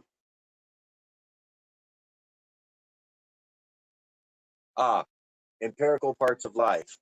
Many real things are not empirical. I'm fine with all real things, but I feel some kind of capacity or new feeling or energy when pondering on the metaphysical as well. Sybaris, I am already sensing an enjoyable discussion with you while talking with you here in the chat for at least 5 minutes. Please, I request again, go up on stage and dialogue with Captain Skeleton. I don't know if I should be happy about what you said or not, or said or sad, or maybe both. I am getting more certain if you go on stage and talk with Captain, it will be good. So I don't know the dialogue. Were you guys having a dialogue prior before this? Let me scroll up.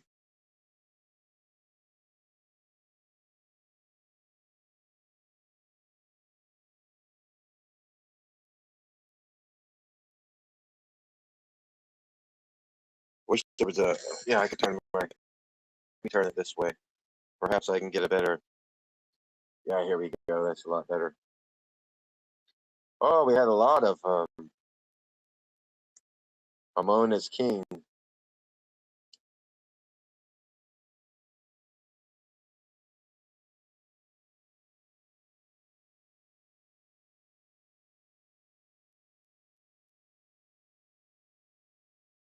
Lots of people, my eyes have seen, been open.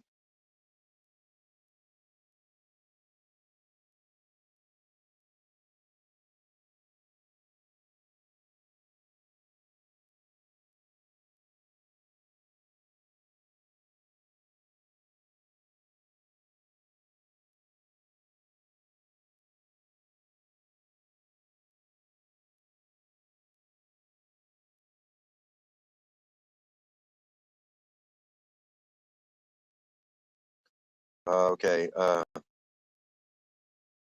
lots of pop and static. This started whenever Skeleton informing Wildheart that he's not an atheist. Yes. Well, you could. It depends, remember. So it depended on what you're viewing. If you're looking at the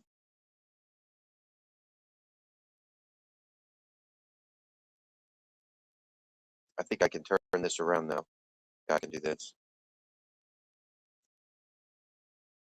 If you're looking at religion that is today what they teach, then yes, I could be. I'm an atheist in the understanding of that. Religious people love to tell atheists that they know deep down that God is real. Well, I gave evidence of my God is real. We went over it. So if you reject the evidence I gave, then you yourself become a fool. You have no life in you. So you don't understand that. There's nothing I can do with you. But don't continue to be a buffoon in the comments section. So I'm reading it now. I'm giving people the benefit of doubt because I'm doing this right now, reading it for the first time. But if I give you evidence that is testable, observable, and it's repeatable, and I'm telling you that's God and that's what's written in the book as God, and then you deny that, then clearly you're a charlatan. Um,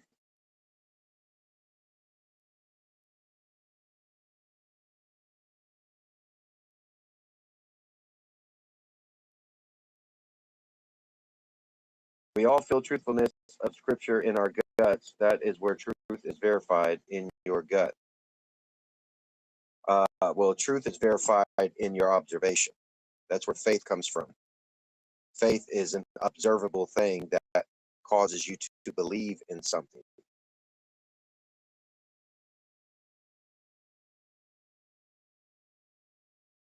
Um,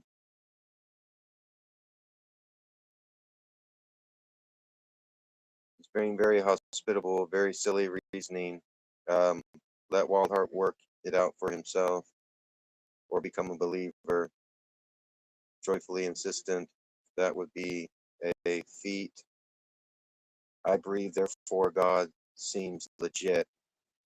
See, when you say stupid things like that, what you don't realize is you don't want to not be able to breathe. If you started choking right now, you would freak the fuck out. You'd be freaking the fuck out. Half of the atheists in the world, if they started to choke on whatever the fuck they were putting in their mouth, they would freak the fuck out, and then they would be afraid. Literally be afraid.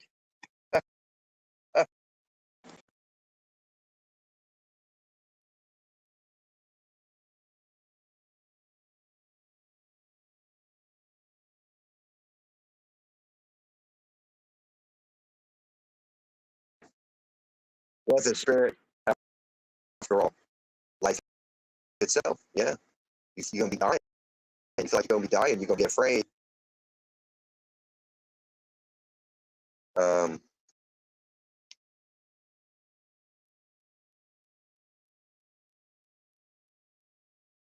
uh, nothing. I think it needs.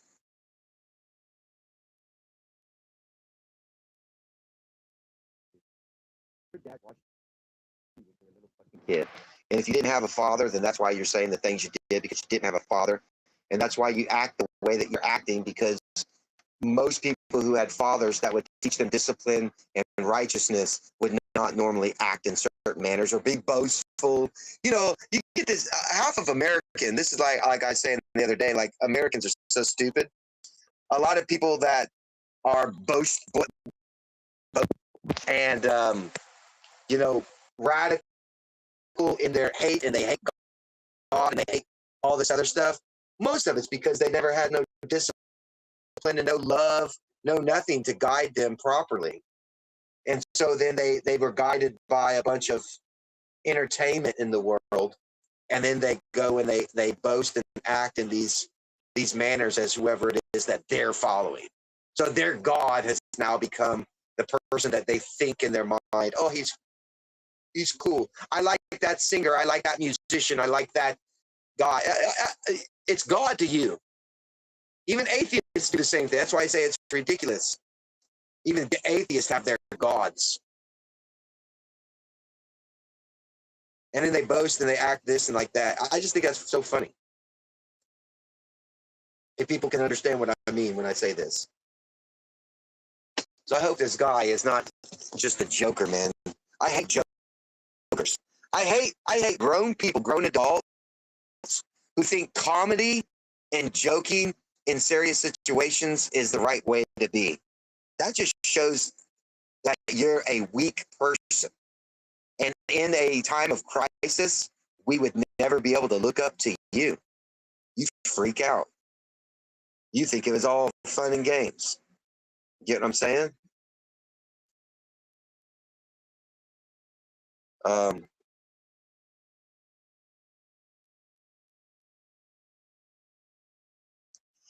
so it looks like these people just are jokers. Like I don't get, not serious at all whatsoever.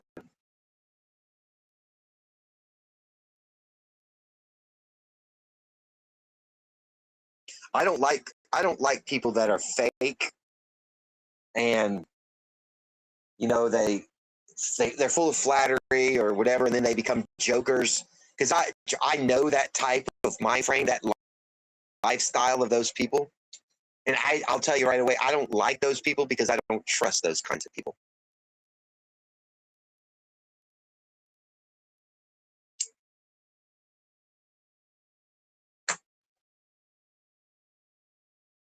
Um,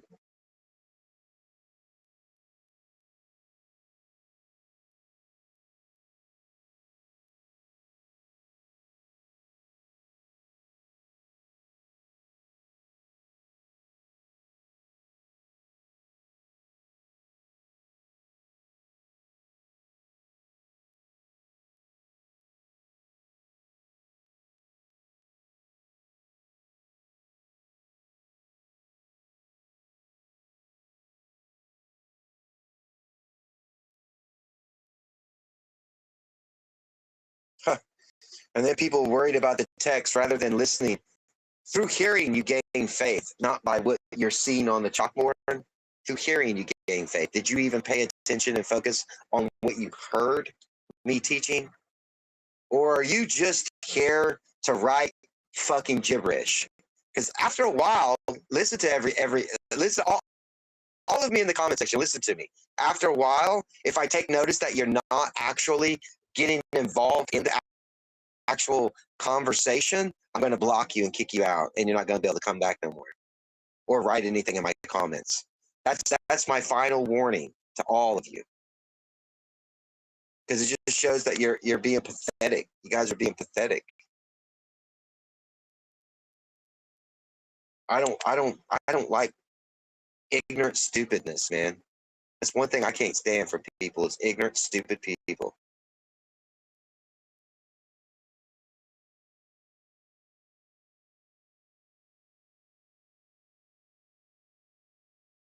And this guy here, I'm already done with him. I'm already done with you because you were here yesterday, the other day, and you don't listen. So I'm going to be serious with you, and you're not going to be able to comment anymore. So I can say to you like I always do to everyone else, go fuck yourself, goofy fuck. See, I'm a cool teacher. I'll cuss you the fuck out. When you act stupid and retarded as fuck, I'm gonna cuss you the fuck out. Because that's what you deserve. Because you're trying to make a mockery of truth. And if you dare mock the truth, I'm gonna spank your ass. I'm gonna treat you like the shithead that you are.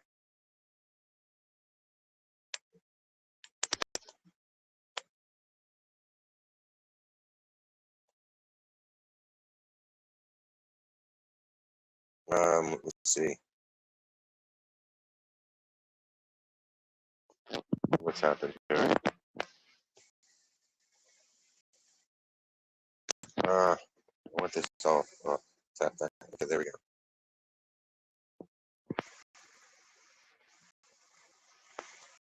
Come on now. Catch up with me. Catch up with me.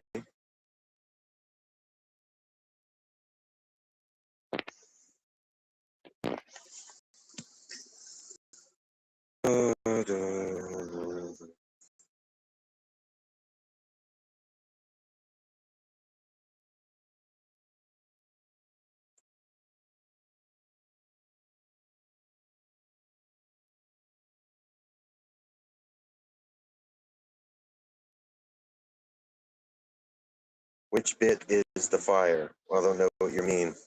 Peace be with you, Usman. Welcome.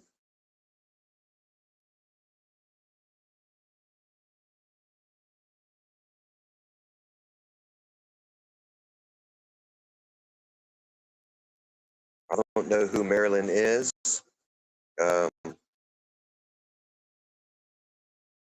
do I know who news unit is.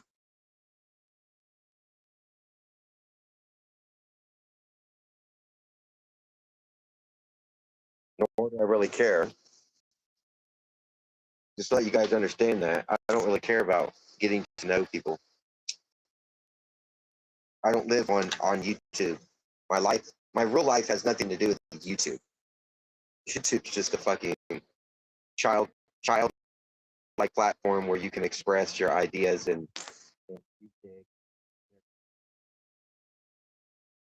real life. It can be educational and you can learn things from it, but it's not where I'm going to find friends.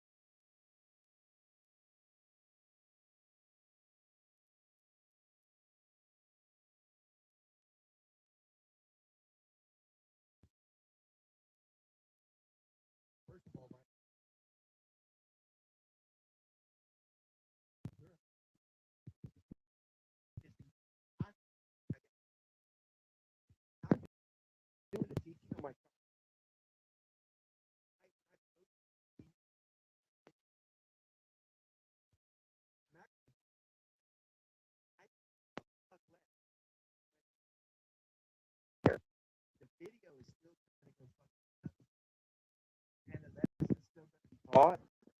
I don't work. This is not like normally.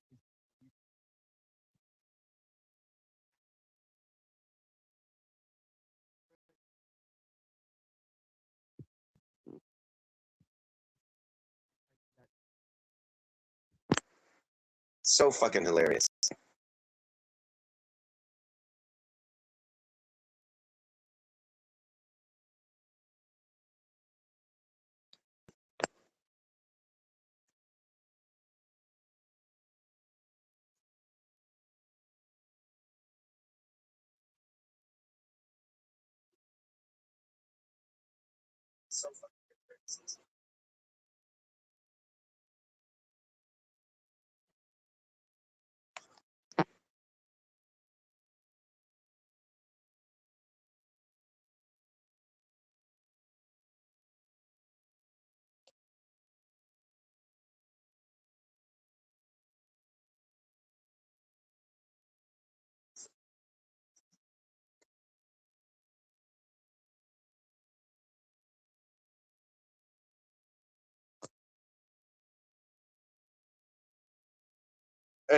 And here is another thing. Chuck says Moses threw blood on the people. Hey Chuck, do you fucking drink alcohol? You throw alcohol down your fucking throat. When you breathe in oxygen, do you know all the particles and bullshit you sniff up your fucking nose? And then they want to call it like a weird name, like, dude, you don't know how disgusting the world you live in, the shit that you breathe up in your fucking nose, the that form inside your fucking nasals, all of that shit. I find it funny where people think that is some kind of knowledgeable thing that they could say, look, blood, he threw blood on people. Oh my God. Oh my God. You fucking eat blood. You eat meat. You fry it up. You fucking sit there and you eat fucking blood. Fried up blood. And you're going to sit there and act. This is what I don't get about it. They sit there and they act retarded about something that they see or something.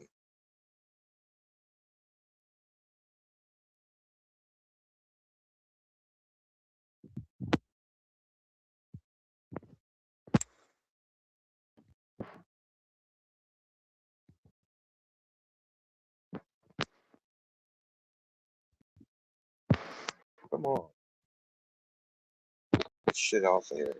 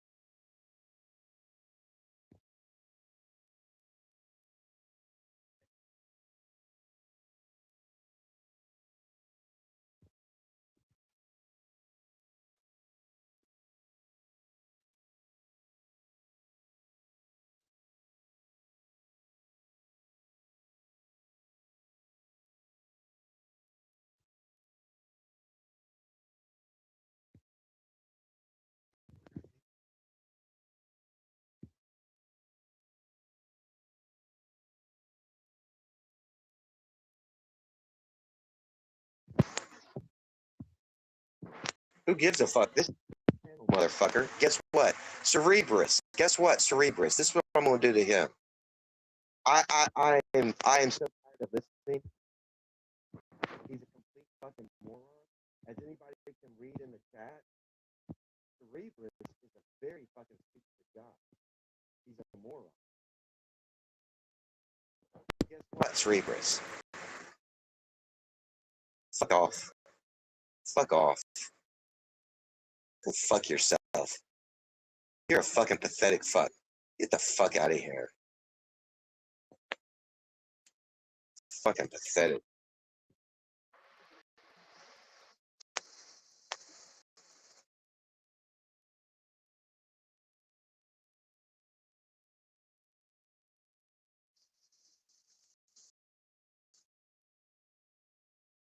I feel, look, he's like, I feel. I don't give a fuck how the fuck. I'll say what the fuck I want to say. And whenever you say stupid shit and I don't like it, it has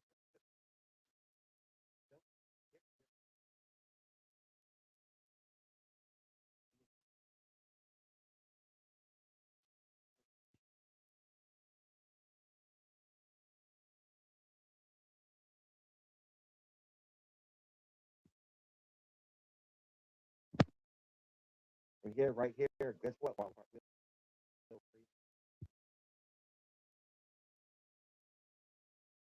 think you're a wise? Are you a wise dad?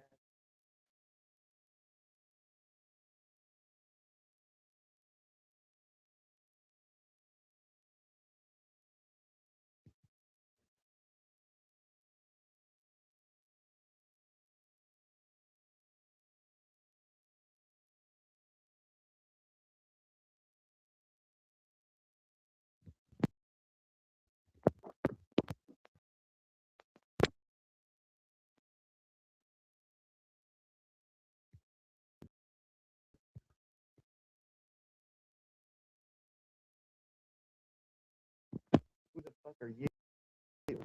Why do you fucking matter? You don't matter to me. See what I'm saying, everyone? People are so stupid anymore in this world. They think that they matter to me. And now I'm down to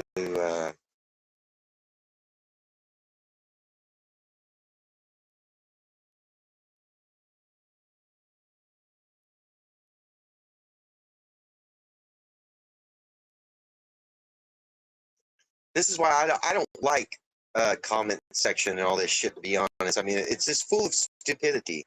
But I like reading it. It's entertaining. And it helps me know the mind frame of people to make sure that, they're actually legitimate people that seek truth and not just here to just, be keyboard gangsters. Like, they got no life. They got nothing. When I get on YouTube and I watch people that are live, I don't. That's the only reason. That if they don't let me up, I fucking go through and I go find someone else who's gonna let me up. I'll wait for a while in the backstage for maybe like 2 minutes. And if I'm not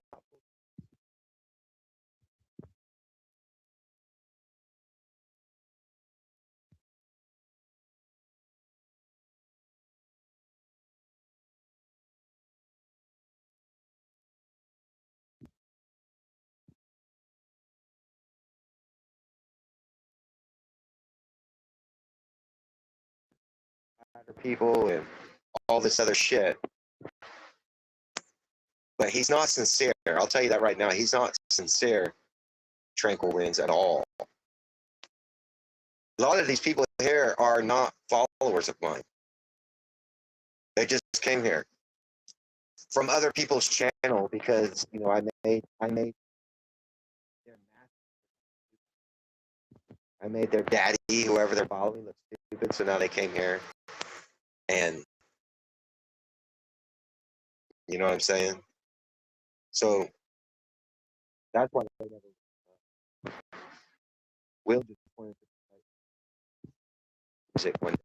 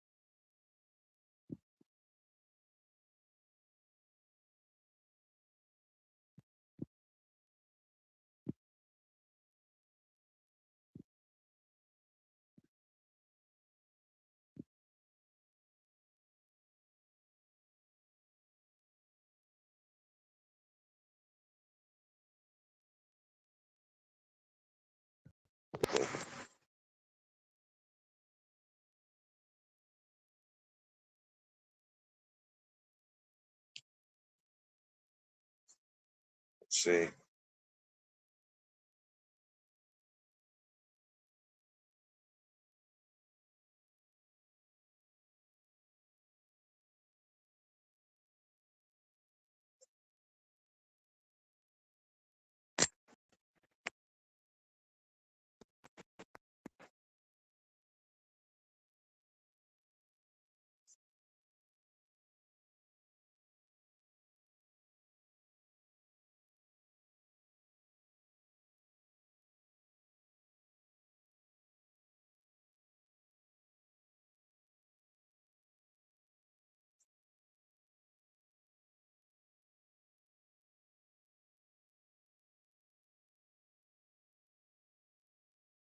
Here.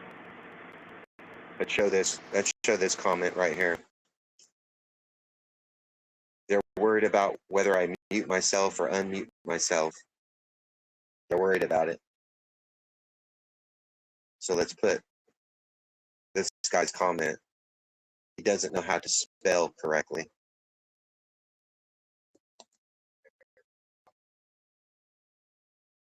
Let's show this comment right here. About whether I mute myself or unmute myself. They're worried about it.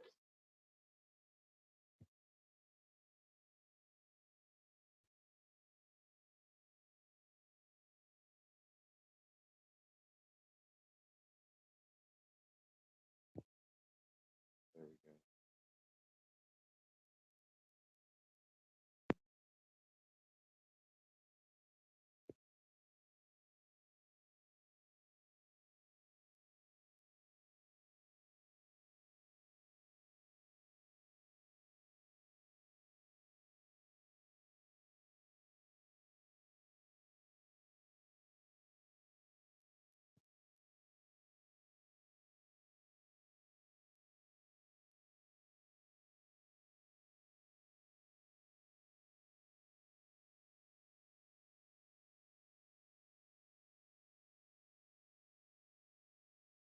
But all I'm doing is reading comments. You can read. You're the ones writing in the fucking comment section, not me.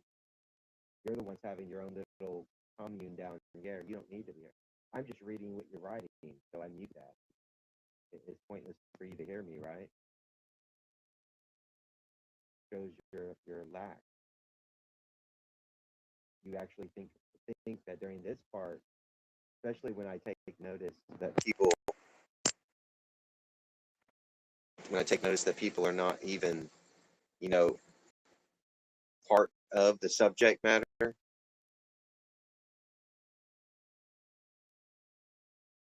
You're not warning me about nothing.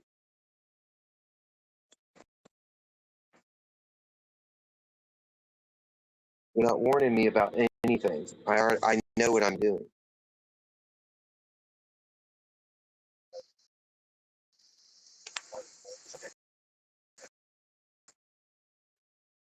And the acts like it upset. Give a fuck. You people are not. You're new here. You're not even a follower of mine. You just came to my live stream. Get the fuck out of here. I just said, get the fuck out of here. Like I'm worried about you people. I have a teaching of truth. My truth upsets you, and that's why you're here. Go fuck yourselves. Like I give a shit about it. This just shows you.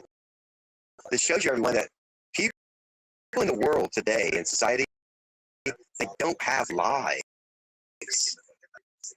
They just don't have lives. They hang on YouTube and they talk weird shit. It's funny.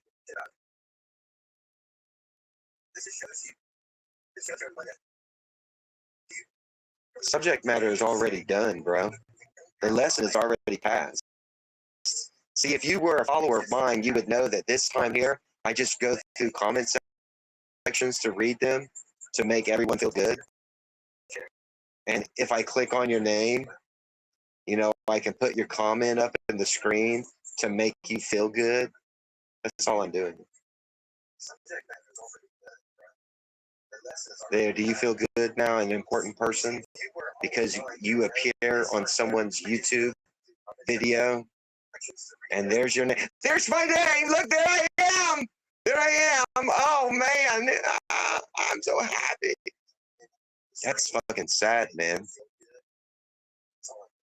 You need a hug or something. Like mother and father needs to give you a hug, or maybe you need to have a girlfriend, or I don't know, like find something other than just,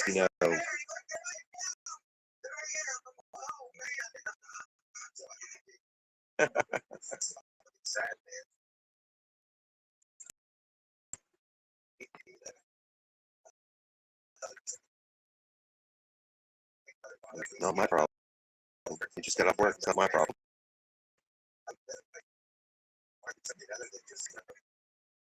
But there it is. I kind of reached the bottom of now. Reached the bottom of it because I'm at where these people are saying that, this is the last comment that's been posted. I'll put it up there, make you feel good.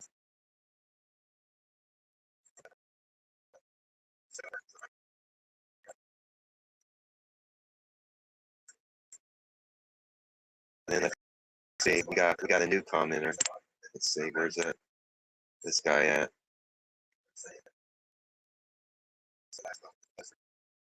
Let's find this. Let's find this House Ionic. Let's find him. Let's show him what I'm about. Like, show him how much I actually care whether he's here or not.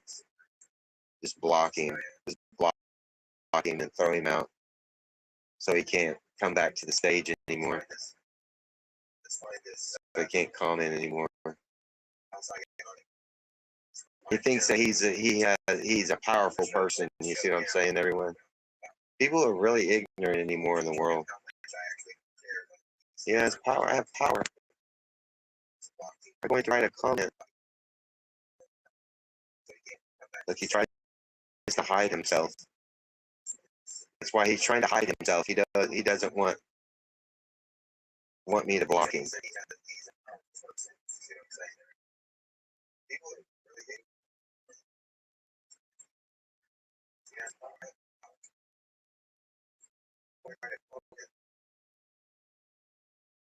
He's been blocked there. He's been blocked. You've been blocked, bro. You can't come write no more comments. Too bad for you.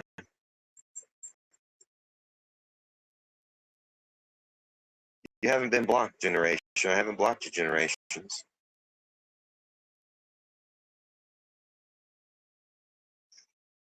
And look, this guy says what you're about is super boring, yet he's still fucking here, right? Like, you see how that makes no sense? Now he wants to argue. Look, he wants to argue. This is what he's about.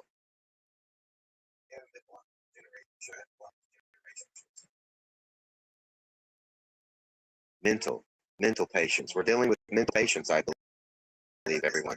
We got some real mental live patients here. Him and Cerebrus Hex. They've been blocked.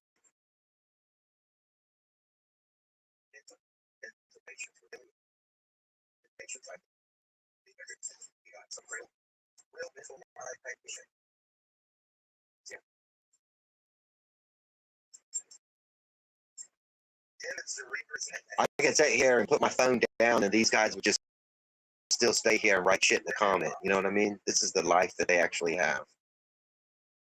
Very pathetic. Very pathetic.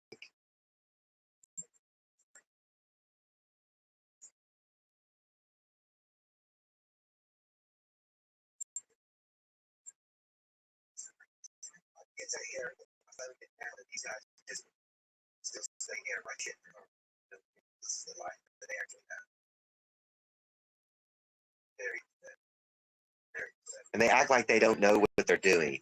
Get what I mean, everyone? They act like they don't know what they're doing, and then they try to make it and flip it like I'm the one that's crazy.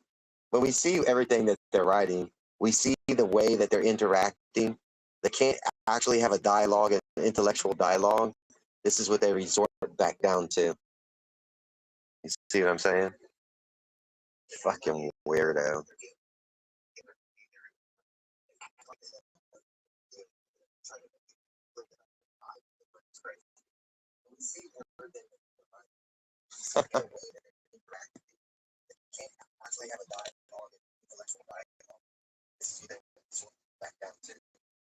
Childish behavior.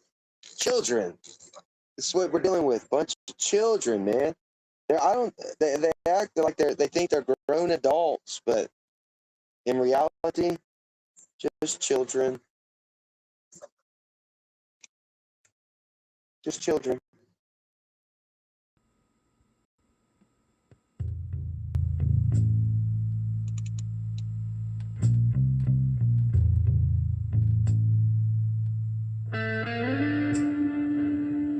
Fuck you, scholars. You stupid scholars. False prophets. Puppet clowns. Religions built on corrupted sand. You spoke lies in holy places and called it wisdom. I am Christopher Al-Mahdi. It's time I challenge all of you.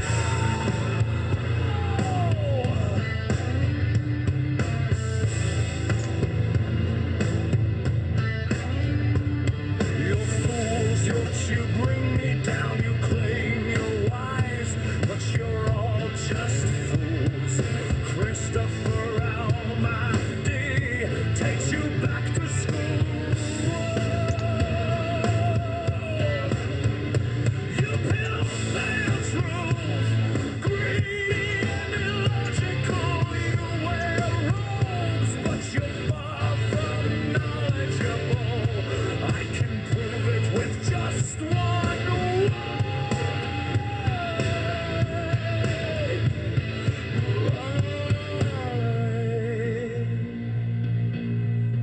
Changed his name, twisted the flame, all of you speaking in vain. Judgment's coming, so hold on tight. Christopher Al-Mahdi is coming for you. The army of God is shining through. No stopping me when I come in. I will expose your lying sin. I will flood this world with my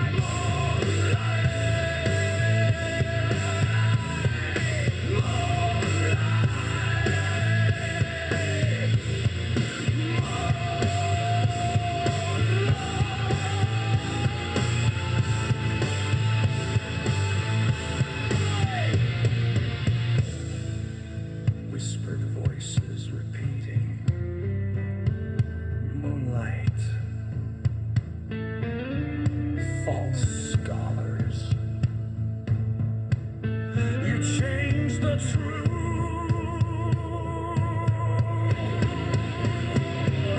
You built temples out of gold, but your hearts are growing cold. You sell fear to control the weak, yet call yourselves humble and meek.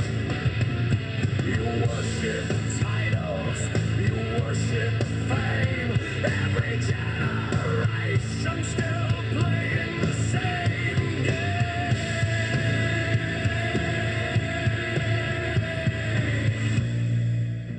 I hear the thunder, I see the signs. Truth returns at the end of times. No more masks, no more disguise. I came to open sleeping eyes.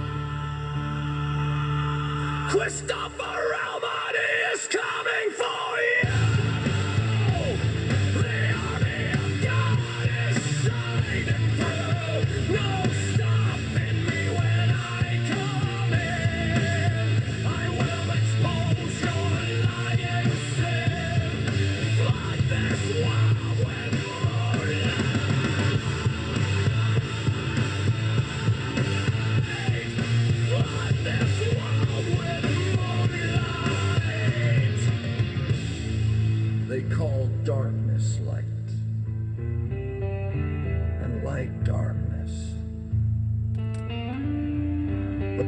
ground still reflects the sun. You can hide truth, but you cannot stop God. Christopher Almighty is coming for you. The army of God is breaking through. No chains remain like true beacons. I will expose your light and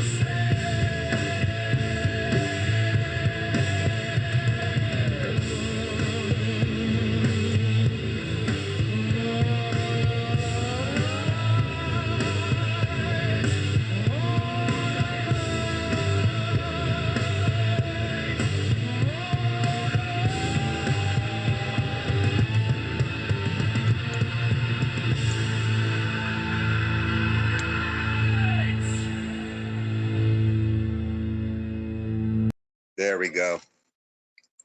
Now look, Cerebrus and Halsey is still going on, still pathetic, acting pathetic. So let's dedicate a song to them, everyone. Here's a song I wrote for everyone. Let's dedicate it to these guys because they think that they're so cool and awesome and everything else. But let's expose them for actually what they really are. So for you two morons here, this is catered for you.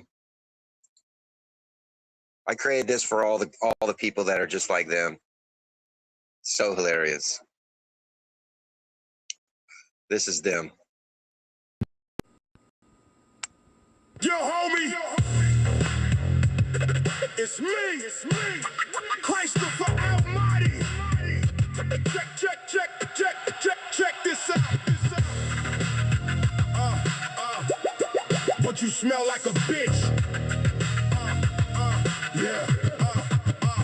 You claim you're the man, but you smell like a bitch. You smoke too much dope, boy, you ain't never been rich. Your landlord called you up saying, where's my rent? I own 13 houses, homeboy, go get big. Your sneakers all dirty, the engine light blink. You act like Scarface, but your whole crew stink. Talking big money dreams with a broke down plan. Every time pressure hits, you fold like a fan. You claim you run the city, but the city don't know your name. Know your name. All smoke, no fire.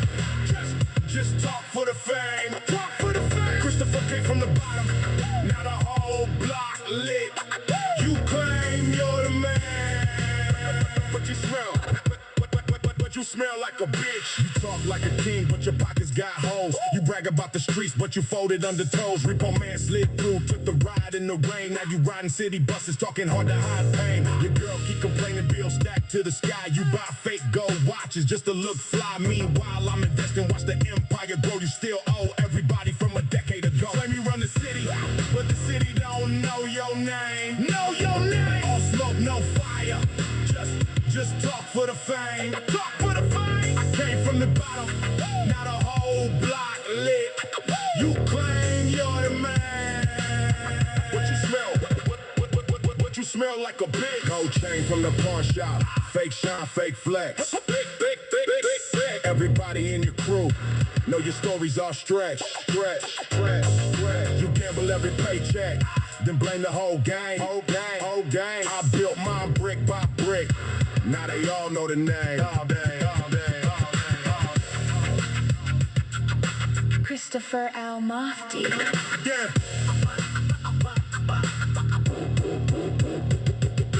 Neon lights flashing, bass hitting like thunder. I rose from the gutter. Why you stay 6 under? You talk revolution, but can't govern your life. Mad at everybody else. Why you live in strife? You claim you run the city, but the city don't know your name. Know your name. All smoke, no fire. Just talk for the fame.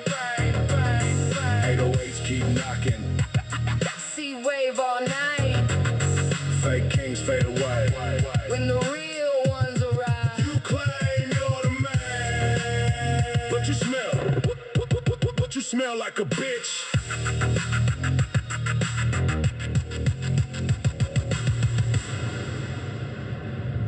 Yo, There you go, everyone. That's what these guys are really like. They have these egos, and they think they're just so cool and everything else. We know the truth about them, though. We know the truth about them.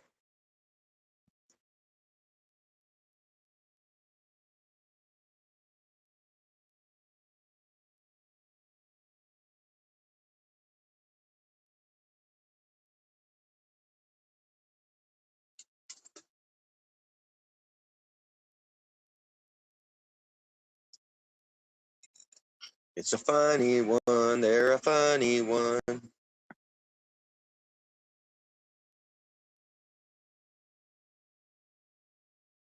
Oh no, you tell us, generation. You tell us.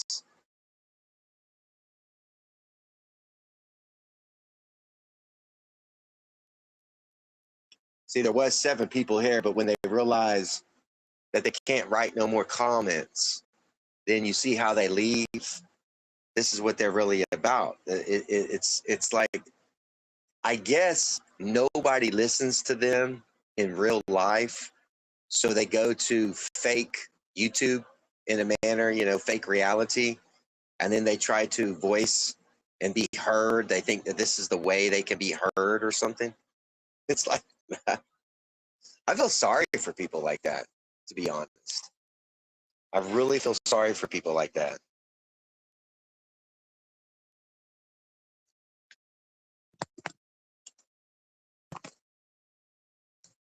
What's up, Cupcake Girl?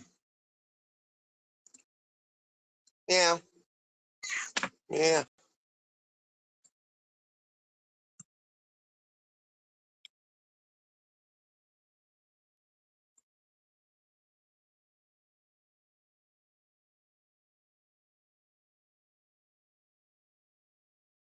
But it's recorded, I got it recorded, so it shows up. I don't know what will happen on the replay back. You know what I mean? I don't know about the replay back, what that's going to be like, but for right now, we all got to see what they were like. Their anger. Look how angry these people are. They're violent and angry. Everything else.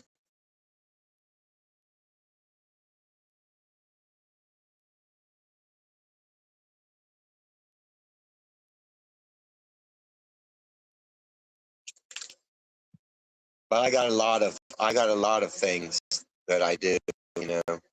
I can really make them all look really, really pathetic. But I don't really care much for doing all that. That's not who I am.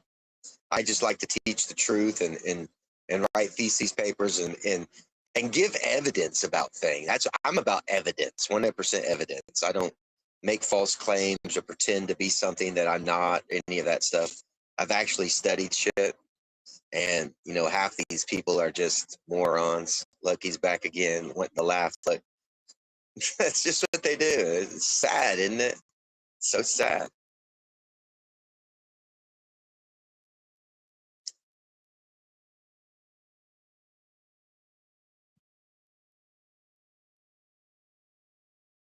So like, well, I've gone in here for about 3 hours almost. So I try to do that.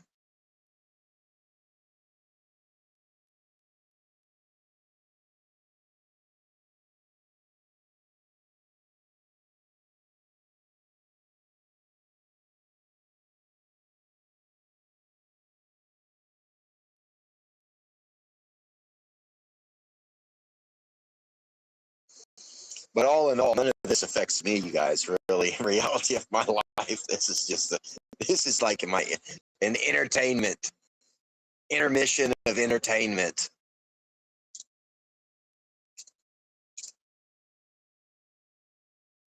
I saw, those guys that they've completely, they do not want to debate me. They don't even allow me on their program.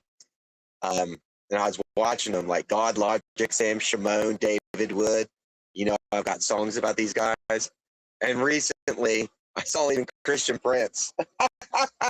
Christian Prince was trying to say things about them, and that they're attacking each other now. I thought from the get-go that was going to happen, because these people just chase clout and money and ego. They're all full of ego when they actually have no evidence and truth in the doctrine of devil that they've received. They've never actually gone to study if maybe what they say is not really true. And now, because of their ego and their mind frame, and they're all like ghetto to me, they're all fighting right now, you know, and they make videos about each other and shit like that. But I told everybody that shit was going to happen, you know. I saw Christian Prince, he was trying to make him a mockery, and he was trying to say that he isn't about that, but yet Christian Prince, yeah, you are. You even call me names. You even use video clips of mine to promote yourself. And I went on his channel. I go to Christian Prince sometimes to debate him. He's so terrified of me, he's blocked me from his Discord. And I started writing in his YouTube, when he's on YouTube, I started writing in his comment section. He has, what's that girl's name that he has as a moderator, some lady. She was trying to be all like goody to me, and because I called her out as a Gestapo. I was like, you're a Gestapo. It's like, damn, man, you live in America and you're like a Gestapo. And it's just funny. It's so funny, right? And she started to tell me that I'm writing in all caps. That's my signature. Whenever I go to a channel, I always write in all caps so that everybody can see it. You know what I mean? Like, and then they start saying, "Why are you yelling?" Because I'm like, dude, I'm not even yelling. I'm just writing in all caps so that everybody can see my comment. You know, it gets noticed when you write in caps. So people are unaware of that. Like, it's like, you know, right over their head. They're not realizing that. That's funny. That's funny. And but just worried about my caps or not caps. I mean, really? I mean, this is what you're focused on rather than I wrote a question to you, all capital question. Address the question that I ask. Why are you instead? This is what they do, and this is where, you know, people lack education, they're illiterate, so they will not address the question because they know they don't know the answer, and if they try to do it, then they know that they get caught in logic and reasoning, and then they become buffoons, and then their subscribers and all of them will see and take notice that they've been caught up in lies and false teachings, and they can't have that because they're all, you know, chasing that God money. Even though they're Christian, I'm a Christian. Please give me donations. Thank you for your super chat, $5. But I love Jesus. Muslims do the same thing, you know. They're all doing it. All of them are doing it. And the thing is with me is I teach for free. I give you evidence for free. I help you and give you truth. That way you can actually go to these people's channels and, you know, repeat what I am saying and present these things to other people. Now, mind you, once you do it, they're not going to ever let you back up again. They all block and ban me from, you know, being involved in any of it. It's so funny. And I'm always, like, you see these guys here, they attack me, they say these things, and you see, like, Cerebrus is still here, but look, you see he's still talking foolish, right? I don't act upon these things. I don't go to someone else's channel and do that in writing comment section stupid stuff. I actually write a question. Explain this to me, sir. Can you explain that to me? Here it states this and it says this. And I give them the scripture verses and the chapters and everything. They still don't address it. And then if they do take me to stage, like I've shown everybody in my videos, they get upset, mad. Then they start calling me names. They'll talk about my hair being long, or they'll say something else about what I look like. It's called ad hominem. Instead of actually, hey, dude, can you stick to the subject matter? But they can't even do that. So here's the same group, you know, it's the same kind of people here. You know, you got Cerebrus X here. He's doing the same thing. he thinks that my feelings are hurt. Like, what the fuck? He's living in a fantasy land.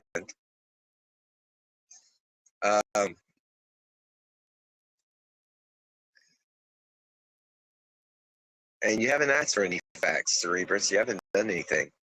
All you do is just talk crap about people. That's all you do. That's what it is. You know, I take notice of what people write and what they say.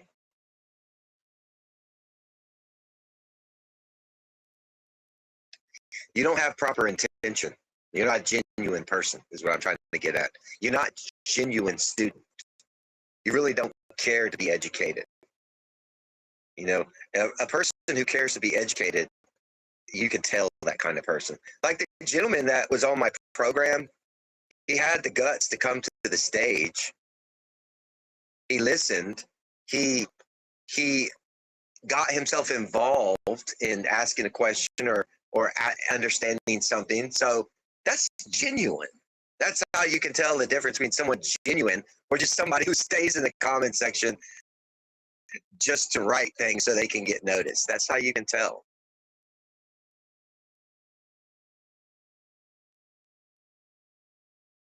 Well, go watch my video. I already gave you the facts about God that you can observe. I already told you.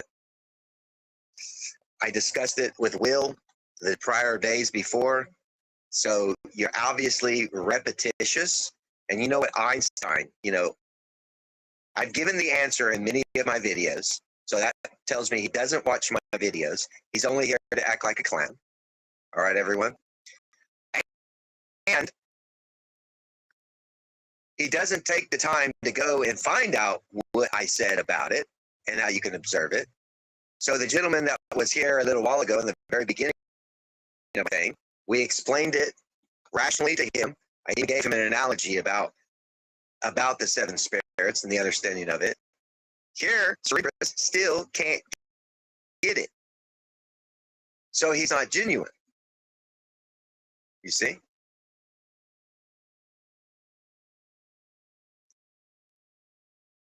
And his other buddy, he's got his bed buddy. Is that your bed buddy? He got a bed buddy. House Hyenic is his bed buddy. And you see how these two interact with each other, right? It's not hard to figure out clowns, you know. It's a clique. We're in a clique. We got a gang. How old are you, gentlemen? To be honest, like, how old are you? And you act like this. In a keyboard YouTube channel, this is what they act like. Like, man, you guys need to go get yourselves girlfriends. I'm being serious about that. You can tell when somebody really don't got no girlfriend. That's really bad. They got no girlfriend. They got no life. You should go find yourself a girlfriend and take her out to eat. But then again, I mean, if you act childish like this with a woman, a real woman, you know, I can understand why you're single and you don't got no girl, because, you know, you don't know how to function properly in the world. It's understandable.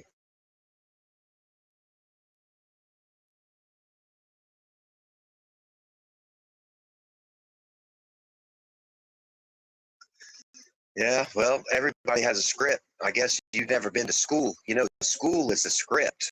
I hope you know that. You see how people are so ignorant when they make claims, right? Like you go to school, you know, the alphabet is a script. The words that you're typing here is a script. Did you know that? It's called the alphabet script.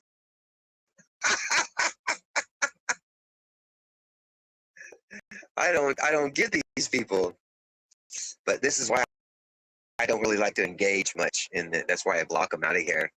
Oh man, it's like, wow, man, you got these guys. I mean, wow, I can have a better conversation with a 5-year-old, ladies and gentlemen. An educated 5-year-old would be a better conversation than these guys. It's really funny.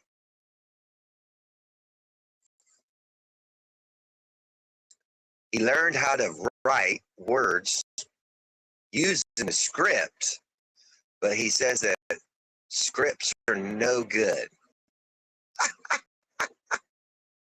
Wow. Wow. All right, I got to go in this. Thank you guys for coming. I hope you guys got educated, and now you go and study the words, the name of God properly, and get it all right.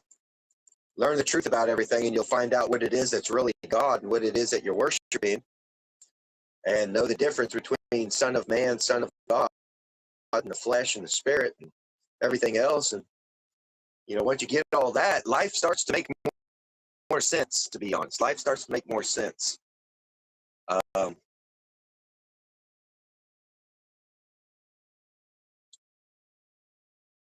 But you have an option. You can apply yourself to learn, or you can be a joker and a fool in a world, and you can fall in your folly. Choice is yours. You make decisions every day. You make choices every day. And I hope that you try to make the right choices in your life and learn how to love people and not just be a badgering person constantly. And here's examples here, with these two guys. Try not to act so much like these guys, because they are literally foolish. They themselves can't even see the foolishness that they do. And that's dangerous in society. When fools don't even recognize their foolish folly, it becomes a danger in society. It really does. All right, so peace be with you guys. Shalom, salam. As always, enjoy the rest of your day or your evening, whichever one you are in. We'll close it out with another song. We'll do our old 80s song in the style of an 80s TV theme that everyone will remember. Check it out.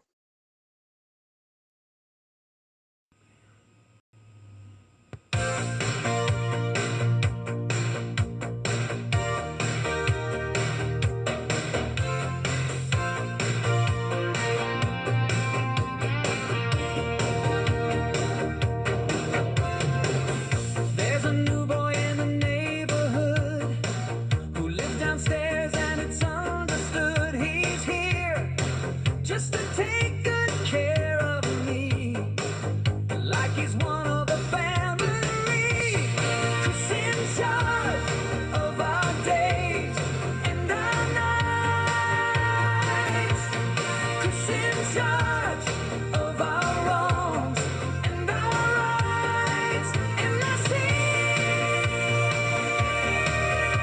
realize I want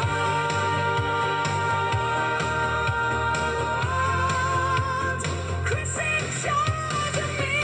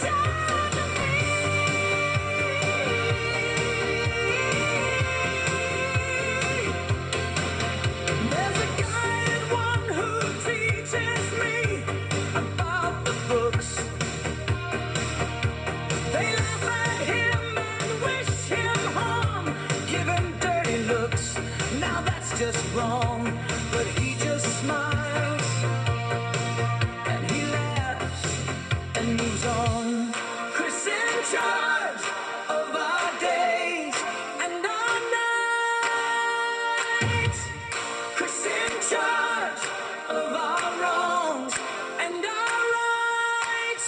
And the thing I want,